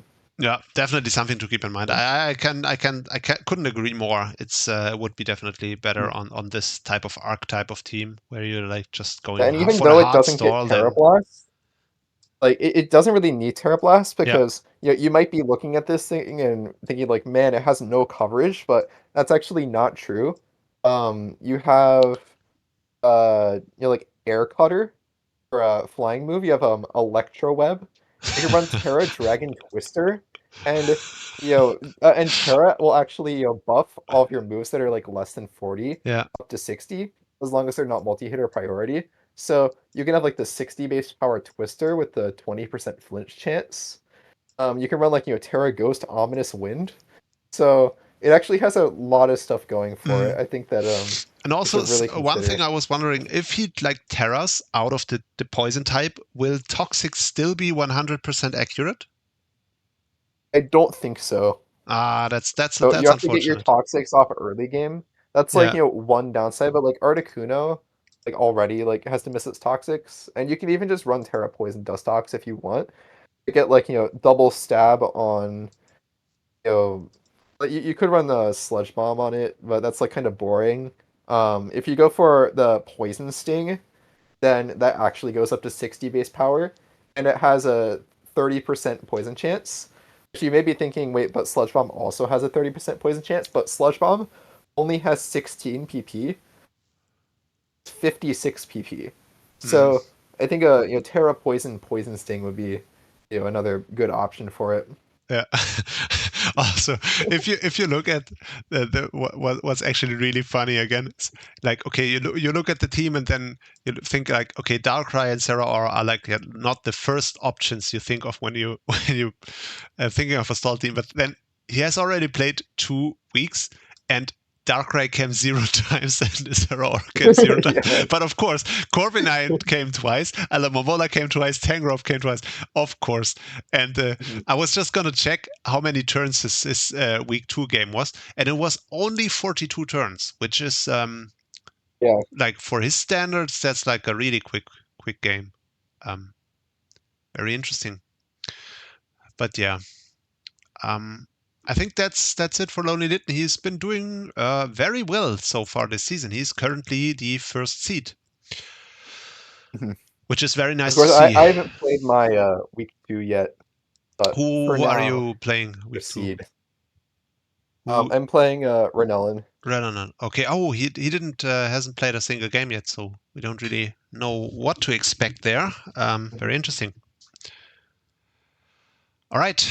Next up, we do have Mr. FreetleForWiiU, another newcomer to the PWC, which with an insanely great team name, namely the extremely racist Hunchcrows, which is I don't know. I don't know. It's like the logo is a Hunchcrow that like racially abuses a gastrodon for being a pink gastrodon, which is like the only form of racism where you can like where I think we can all agree on this. Yeah, actually, let us know in the comments whether you are a like a green gastrodon believer or a pink gastrodon believer. And yes, and if you are a pink gastrodon believer, you might also like self-deport, please, because like that's not something we appreciate. Yeah, but just be aware that Trannel reserves all rights to ban you based on your answer. So exactly.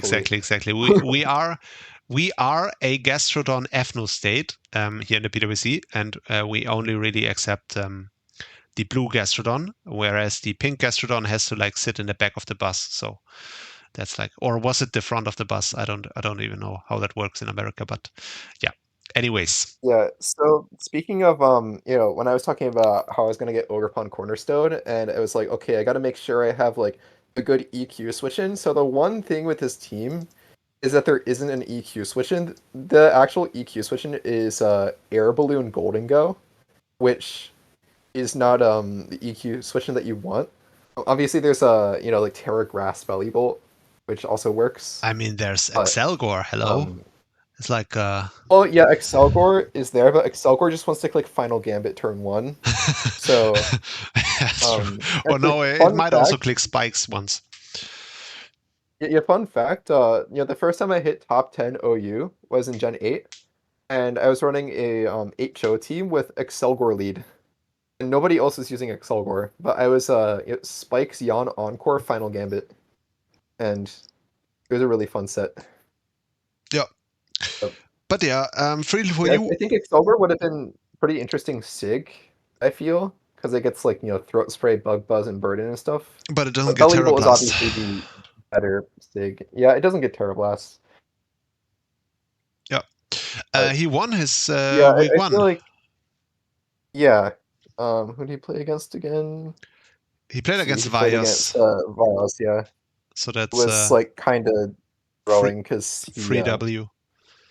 He wanted to drop, but then he like, he said it in chat, but it seems like he was just joking because he like says stuff like that all the time. But then it turns out he actually wanted to drop, and then he proceeded to like circle throw into guard dog Okie Dokie, and yeah, that was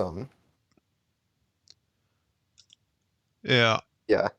I don't know. It's what else to say about FreetleForWiiU? If you remember in reveals, he had like the funniest segment out of everyone, where Mr. Grimes like really went ham on him. I don't know if you saw that.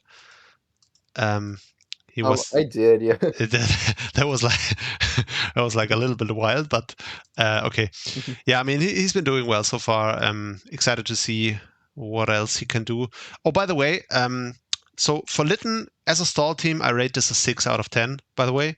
And so this one, let me just... it has Mew, it has Goldingo, it has Roaring Moon. It's interesting. Yeah, it's another thing where, like, with the EQ weakness, you have your water's Blastoise, which, is another mon where, like, you don't really want to be switching Blastoise in on EQ usually. No. Like, week 1, he brought Life Dew, which I think is kind of telling. Yeah. But I mean, you're gonna have to like Terra the Belly into something. To really carry. Yeah, that's. But it's never great for a team if you like have a composition flaw that like forces you into a Terra roll every single week just to like not have be at a huge disadvantage. With Belly Bolt, it's kind of fine because Belly Bolt is like pretty one-dimensional anyway, but it's like really good at its one niche. But you see, he brought Terra Steel Belly Bolt week 1, and like, that was just because Vios had like Ting Lu as his one ground type, and like Blastoise can kind of handle that. And also but, like, Ursaluna Blood if you look at Moon his doesn't really team, care about anything the Tinglu does. yeah, if you look at his team, like, you have a bunch of mons where, like, they don't die to EQ, but they're all neutral into it. Yeah, you can't switch And into it. That's none of always a them none of problem. them really want to take none of them really wanna take an EQ, Yeah. and most of them don't have, like, good recovery or don't wanna run recovery. Like, obviously you can run, like, Roost, U-turn, Boring Moon, but, Whenever like, and you can run, like, Moonlight, Blursaluna. You don't really want Ursaluna Blood Moon to be, like, your physical wall, right? You want it to be your breaker. exactly. Yeah, and it's something you just have to like play around or build around in a certain way every single week, and it's solely due to the team composition, which is definitely a flaw. It doesn't mean that it's a bad team necessarily, but it's just something that definitely I think weighs it it just means down a that you little are bit. gonna have to run FizzDef Excelgor every week. Yeah, probably. But then on the bright side, you do have Mew, Roaring Moon, Goldengo, which is insane.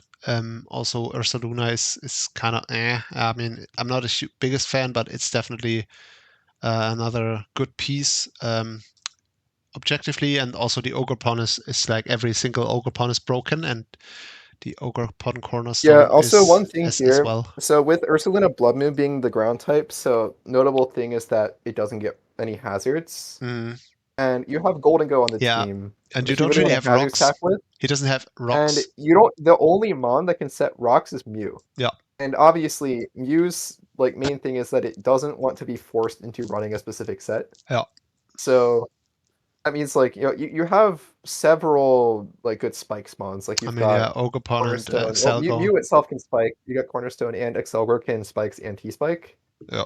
But I would probably prefer if you had like, I mean, like I think Ursaluna Blood Moon is fine on this team because like, it gives you a special breaker, which like you don't really have besides Belly Bolt, which like barely counts. I mean, but it's Goldengo just can also break, but it doesn't. Yeah, it's not like Goldengo it's can not like too. what it's best at, but it can definitely do it. But yeah, I think this team for me, I would say 7 out of 10. Yeah, I would say 7 as well. Yeah.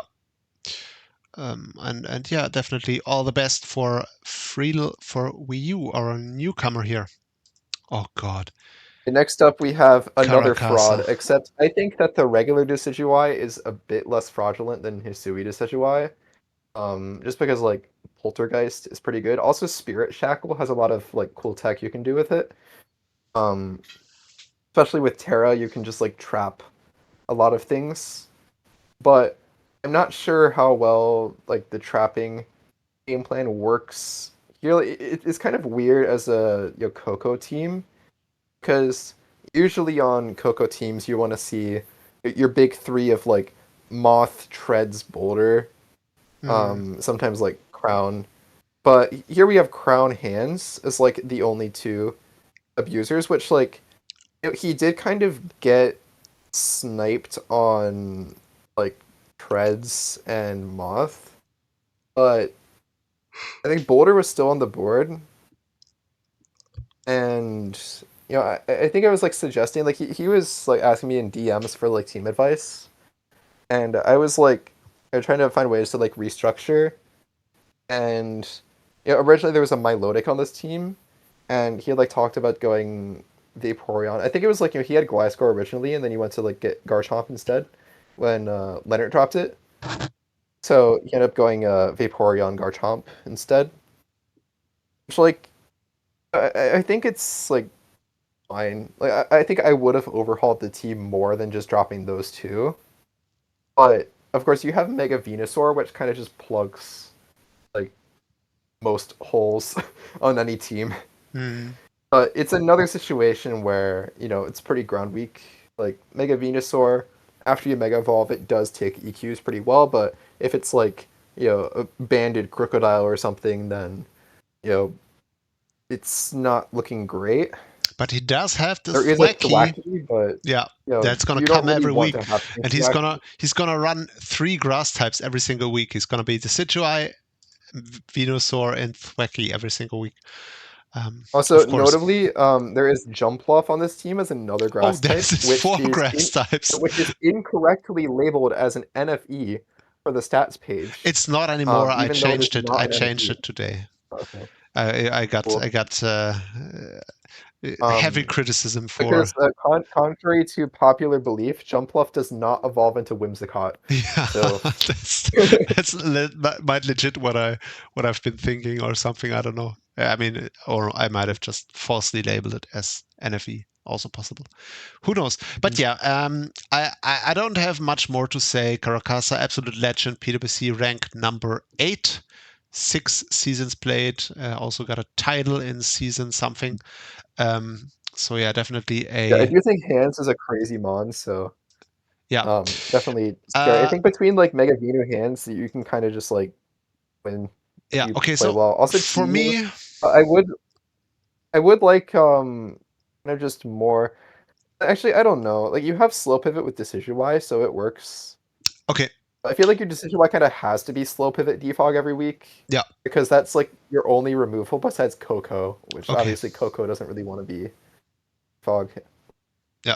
So I rate this team a 4 out of 10, and that's being generous.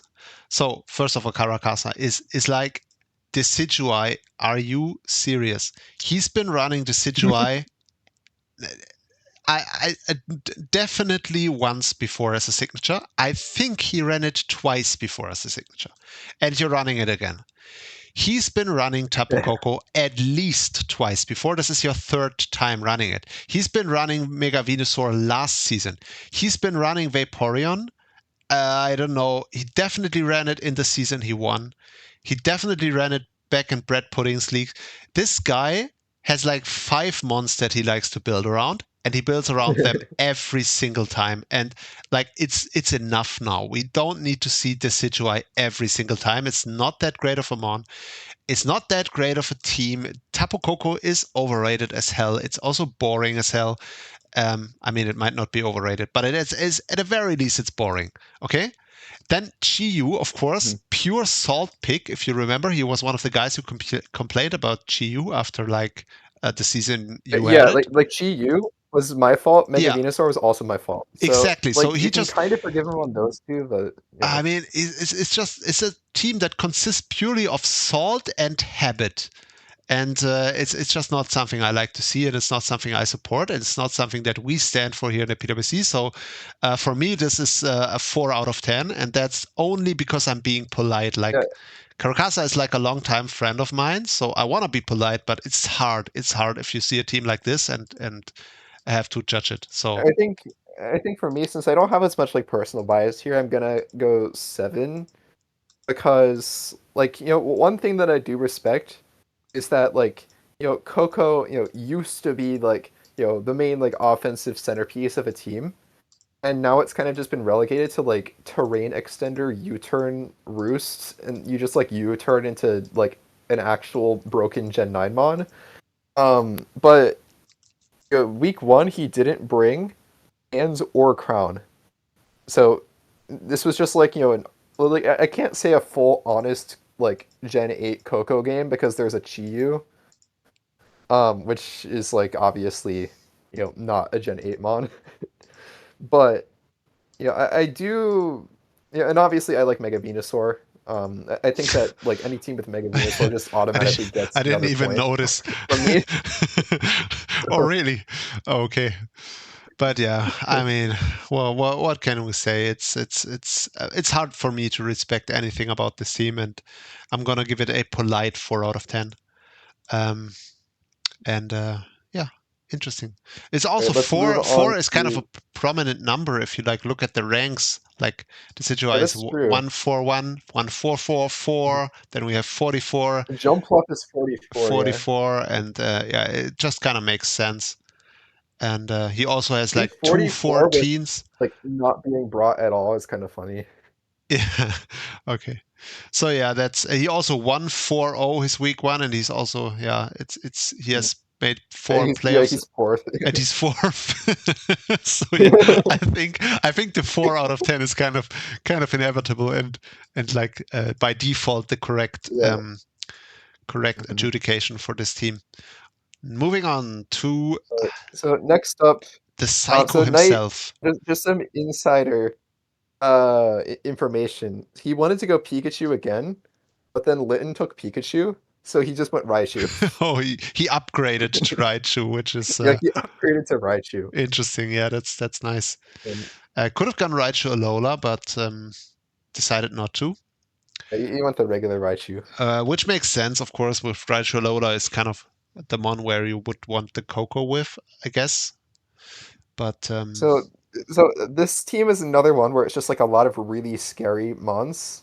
We have like Palafin, like Nidoking, like Terrakion, even like Heatran, Hisui Zoroark.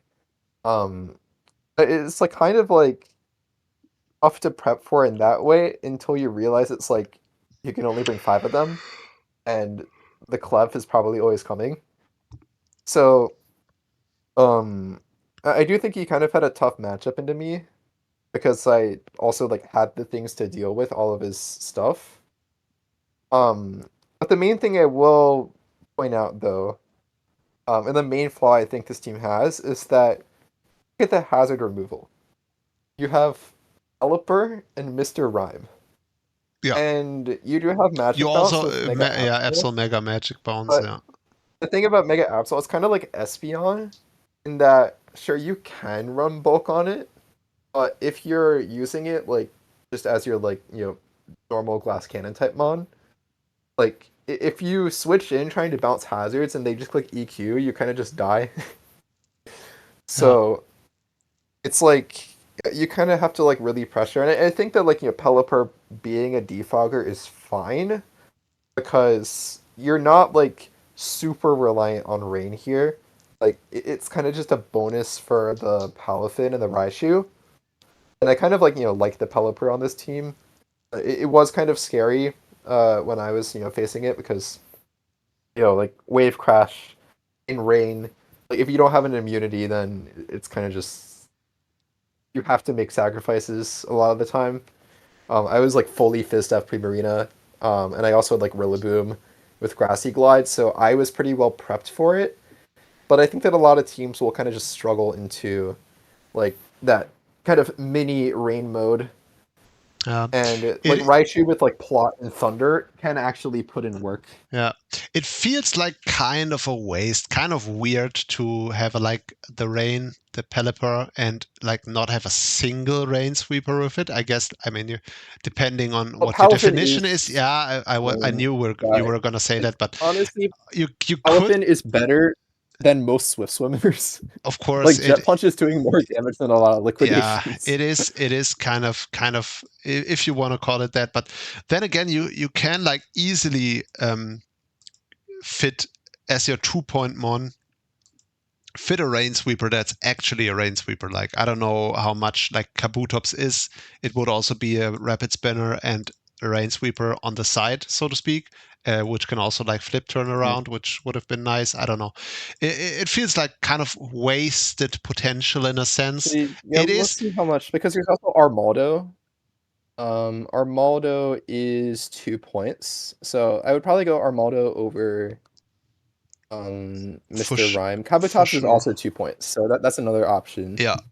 So yeah, but then again, it's kind of nice to see something not as basic, so I kind of like it in that sense. It's definitely an interesting Mantine team. is also 2 points. So it is kind of like doubling up with Pelipper, but yeah, it is another one of the Swift Swimmers with hazard removal. Yeah, but then on the bright side, it is definitely more interesting this way. Can't say that I'm absolutely in love with this team. It feels like, I mean, yeah, Raichu, Palafin, those are kind of threatening. I think one thing then is you have Nidoking, which is always could be better. Like your highest mon is like Mega Absol, which is like 115 is decent, but below that you kind of have a lot of overlap with Raichu and Hisui and Zoroark both being 110, and then Terrakion being basically 110. Yeah. So I don't think it's the biggest weakness, It's Because, annoying. like, It's more again, so Mega annoying. Absol is like decent mon, and you also have like good priority with the Palafin. And also, like, if you want to run like Terra Normal E-Speed Raichu, then you can also do that. It's not as good as the Pikachu, obviously, but it is an also, option. you have this really high value mon called Heatran, which is a really threatening special attacker, which absolutely gets halved in its value by the rain being up. Like, it doesn't benefit by the rain being up in any way. It only its main step that it likes to click is like getting halved in damage.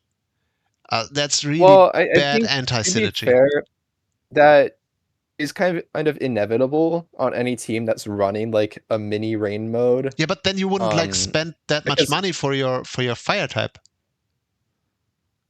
Well, you're not running Damprock on the Pelipper, right? So the main time that you're setting the rain is like, you set it and then you turn to Palafin, and oftentimes by the time that Palafin's done, like Heatran the rain is over and Heatran can come in. So I think it's fine. Also, I think it would be less of an issue if Pelipper wasn't the only defogger on this team. Like, if Pelipper was something that you'd only be bringing like half of the weeks or something or less, then you could like just not have to bring it all the time. But when your backup removal is Mr. Rhyme, I feel like you're kind of locked into the Pelipper more.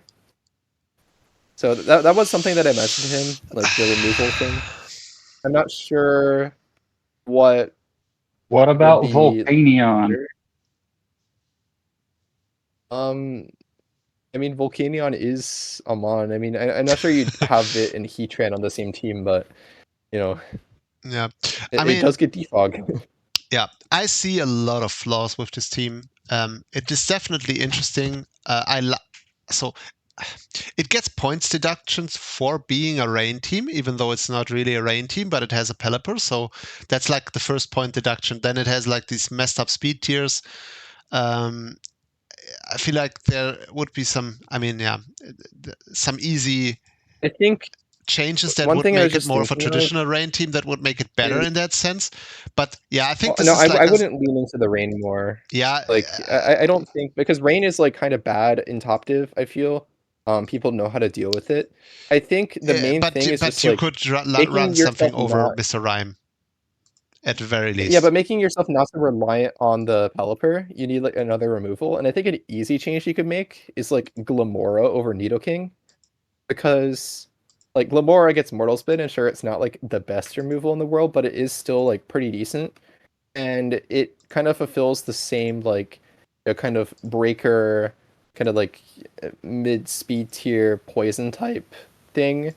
Except you also get like meter beam, rock polish stuff.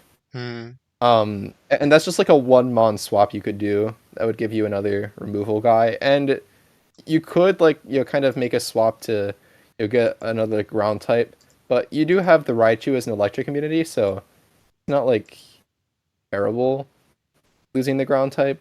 But if you did want to pick one up, then I guess you could go like I don't even know what ground types are left, honestly. Me neither, but yeah. Yeah, I think all the ground types are taken, actually. Okay. Well, not all of them. Actually, Donphan is still on the board. You could get Donphan. Donphan, that would make it even worse. All right. So yeah, You don't like Don? I hate Donphan. It's one of the ones I really hate. I always hated it. I don't know. I don't even can't even explain why. I just hate it. But yeah, this team for me, I'm between 5 and 6 out of 10. I'm gonna go with a 5 out of 10 just because I'm scared of Night Days a little bit. So I have to like, I don't know. Yeah, I would say 6, but with some changes, like it's easy 7. Okay, yeah, maybe. I don't know. I'm gonna give it a 5 out of 10 just because why not? Moving on to Qyad. Qyad. The Ashton League GOAT, URSDL GOAT, returning after his He just won top div in DPL too. Oh, right. true. He won DPL. Or top division in air quotes. Oh, right, because that was like kind of a tournament in the end, right? But he still won it, Yeah. and he still was like part of the regular season as well.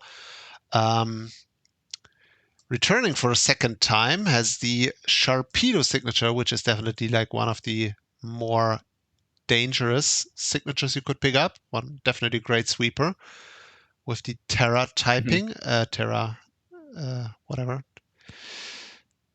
ability, and unfortunately lost both his games this season.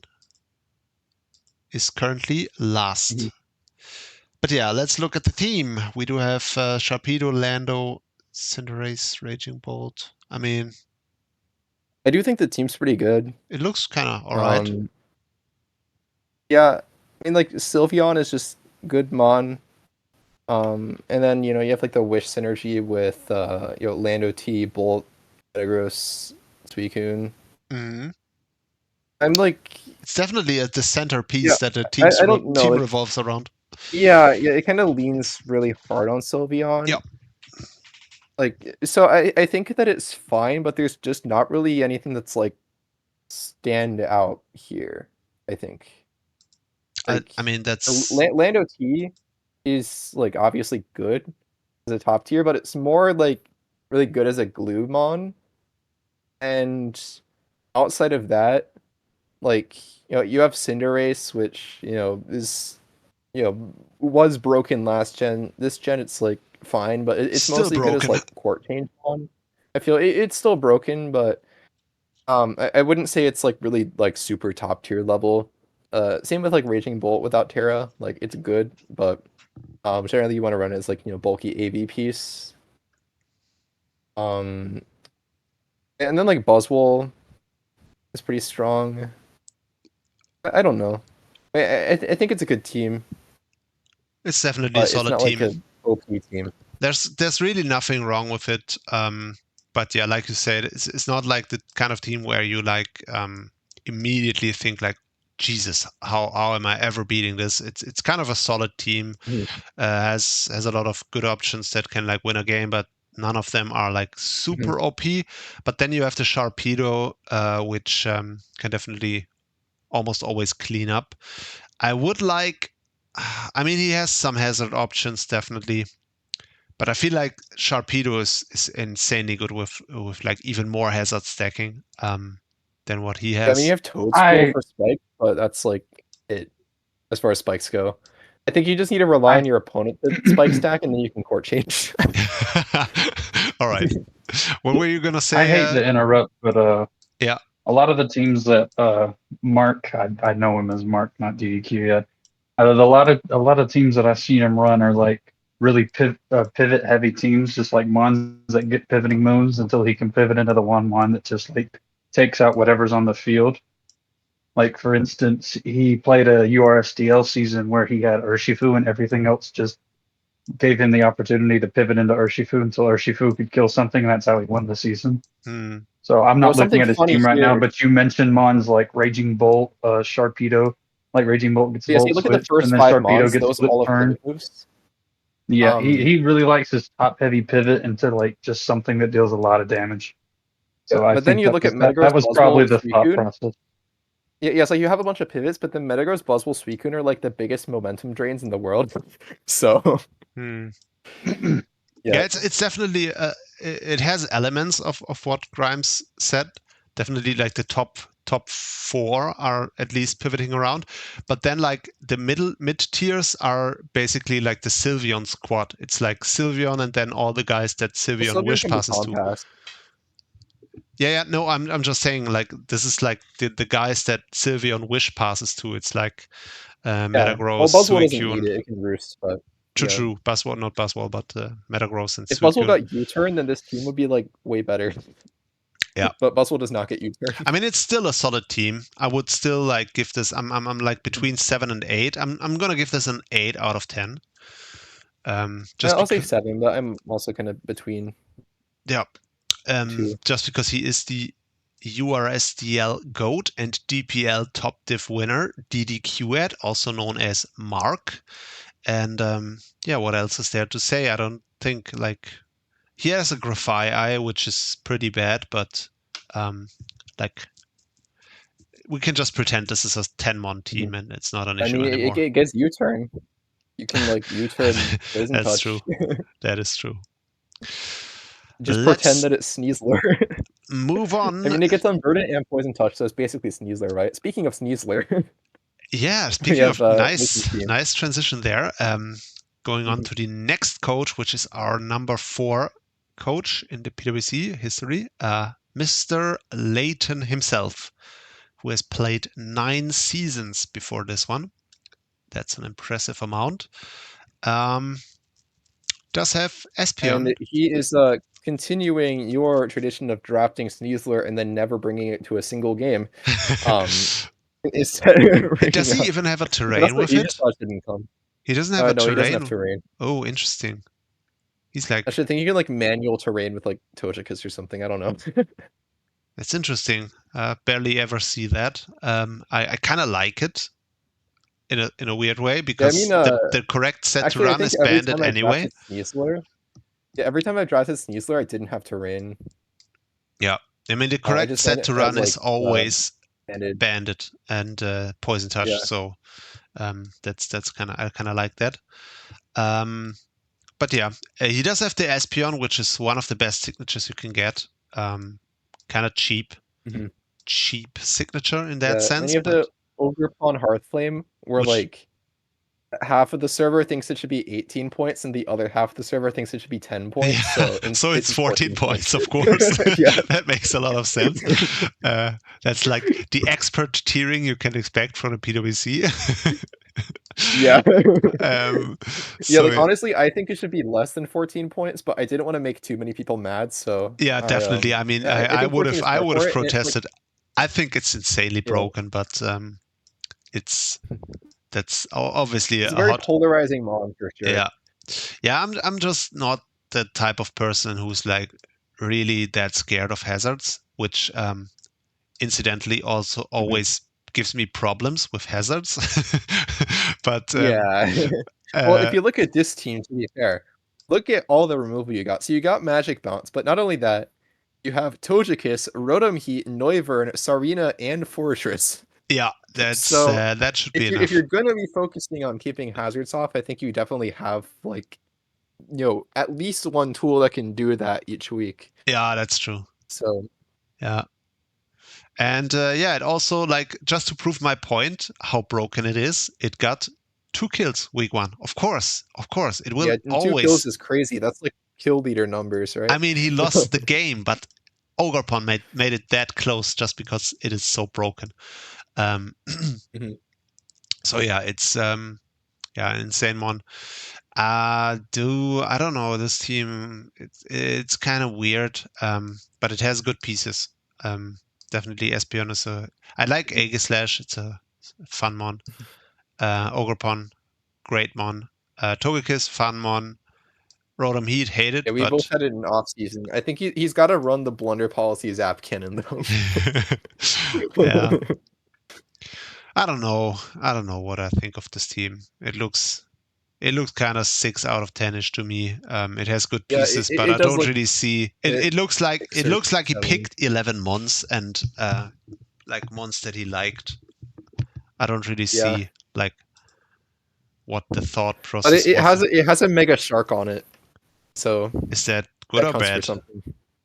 That's good. Oh, that's good. We need more Mega Shark. I wasn't sure. Mega Shark, like basically nobody was ever using it in PWC. Yeah. Like it was one of like he got a kill with it. Only 2 kills ever or something. Yeah, he got a kill with it. That's. And last season, I wanted to go Mega Shark, but then I got like 3rd pick, so I wasn't able to get like the mons I wanted to pair with it, so I didn't end up going it. But I know that Layton got Mega Shark, and I know that Hippie Mochi also got Mega Shark, and he was DMing me for like shark advice before the draft, and like asking what signature I thought would pair well with it. So it kind of helped with that build, and I suggested the Braviary, which I feel is one of the best signatures available. Yeah, it makes sense because it also And gets Hurricane, and then it's kind of like you have Sharknado on the team. I don't know. I just wanted to make a Sharknado does joke. regular Braviary get Hurricane? I don't Yeah, know. it does, but it has base 57 special Yeah, but attacks, so it you're not does going to get be running sheer Hurricane. force. Funnily enough, I was Yeah. upon taking over for Wi-Fi, I had like the regular Braviary in mind as my signature because it like gets defog and stuff. It's nice. And then I was looking at the fact that it does get sheer force, Hurricane, Terra Flying, which actually does like decent damage. So I have run special Sheer Force Braviary before, but I didn't run Hurricane. I was like Heat Wave, Air Slash, I think, just because I can't land Hurricane. Yeah, I mean you could be live or if you can Hurricane, land Air Hurricane. Slash, Heat Wave, which is viable, I guess. So yeah, I it think is it's like an Roost option. Defog last 2 moves. But Because like usually people wouldn't expect the fire coverage, and like if you have you can even go like mixed with fire coverage, so just like Brave Bird Heat Wave. Yeah, but I feel like you have to commit really hard on the special thing for it to be viable, because otherwise it's if you're just too trying weak. to hit a Fortress, then you don't really have to. Yeah, maybe for Fortress that's like the one thing. But yeah, that's enough about Braviary. Yeah, like I said, I don't know. I'm gonna give this a 6 out of 10. I don't really see like the idea here, other than there's a bunch of good mons on here, and it's probably gonna work some weeks. I'm gonna give this a coin flip out of 10. Which makes a lot of sense.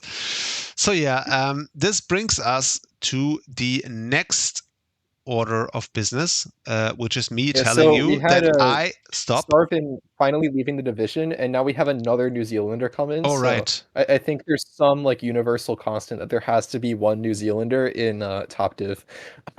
Yeah, interesting. Is Cadillac Starvin is like also fake from? New Zealander? Yeah, he is. Is Starvin also from Auckland, or was he like from I think he Wellington? grew up in Auckland, but then moved to Wellington for uni. Interesting. So okay. Yeah. So yeah. Anyways, but I could was be gonna wrong say, on that, though. Unfortunately, so we are nearing the 3-hour mark, which was our target, and we did quite well. Instead of like getting through all 10 divisions like we intended to, we almost made it through 1 division. Yeah. So we call that good progress. This is gonna be like the 18-hour special. No, no joke. If we keep this pace up, then it would be like a 25-hour podcast. I don't know. Yeah. I don't know if that's healthy. We would be done by the end of the season. We're gonna have to speed run through the rest of them, but also like always like top div takes longer because we have like more connection to that. I mean, but also I I think I need to do it so that I'm playing an ETA game during every division, so we always just take a break to Yeah, I mean, I kind of want to talk about the other divisions a lot as well, just because I really think I'm also interested in all the new guys, and but yeah, it is for now. But I was just gonna say, like if we're trying to speedrun, then it's always harder to do it for top div because we always just end up like talking more about it. But yeah, for today, unfortunately I have to tap out because we have to go to sleep. My girlfriend also came in like 30 minutes ago and told me that she wants to go to sleep in 30 minutes, which would be right now. And yeah, let's just pick it up here with the Blitzkrieg thingy at one point, hopefully this weekend, and then just speed run through all the other divisions and just like quick rate them. As it was I think we can just have you rate all of the VGC teams because you like don't know anything about VGC. That makes sense. So, yeah, that makes a lot of sense. So actually, you won't have a lot to talk about. Yeah, you'll just look at them on as like. No, I'm just gonna make stuff up. I'm not so high. I'm not that bad at it actually. I'm just gonna make stuff up, which is that's gonna be fun. And I think you should just talk about how every team should have Dustox on it. Even though Dustox isn't even in Scarlet and Violet, so you can't have it in VGC. No, I'm just gonna say like, you should be running more coaching strats or something, because I saw the move coaching used for the first time just the other day in a You also VGC saw match. the move Dragon Cheer use for the first time. Yeah, exactly. There's just a lot of things happening in VGC. It's quite interesting. Looks quite fun. I was tempted for like a second to take over the spot that just opened up in Nightmare Division, but yeah, I just It would have filled been funny. It would have been funny, but I just filled in for Wi-Fi. I think we have enough people that want to play, so made sense to pick someone else. Alrighty. Yeah, for now, thanks Camel, thanks for joining. Also, thanks Mr. Grimes for like chiming in. By the way, Mr. Grimes, can you still hear us? Yeah, he's still here. Yeah, but I'm not sure if he's listening because He's muted though, so I'm not sure if he's actually he's muted. present. He's muted because I was gonna inquire about his grocery list. Like, did he get everything? Because he said it was at the supermarket. Like, did you get like? I'm here. I'm here. Are you here? I was talking for the past minute, not realizing that I was muted on Discord and not on my microphone. So. Interesting. Are you still at the supermarket? Oh no, I'm home now. Oh, you're home. Yeah. So did you get anything nice? Maybe an AK-47 or something? Like, I don't know. No, that's not really something you go to the supermarket for here in America. You usually just get those you at can like get them at vending Walmart. machines. Oh. I mean, yeah, you can get them at Walmart. But like, there's a vending machine down the road at like some DE gas station because I live out in the middle of nowhere. That's like the where you main just get, like, thing that Americans go out for because Trump actually didn't know what the word groceries meant. So clearly that's not like something that's very important for Americans. Yeah, but like, what did you get? Did you get something nice to eat or? I got milk. Milk. Oh, because we didn't have any milk. Yeah, that's important. You always gotta have milk. Fun fact, by the way, I love milk, but I can't really drink it because I'm actually lactose intolerant, believe it or not. So I have to drink lactose-free milk, which is very unfortunate. So is that why you don't draft a Miltank? Yeah, exactly. Just because I get like even looking is at that it, where I get gassy bias immediately. Comes from? What? What did you say, Mr. Grimes? Is that where all this Tauros bias comes from? Probably, yes. I just I can digest Tauros milk a lot better than Tauros milk, which is just, and it's also way healthier. So, all right. So yeah, guys. Can you do goat milk? Because you could get goat.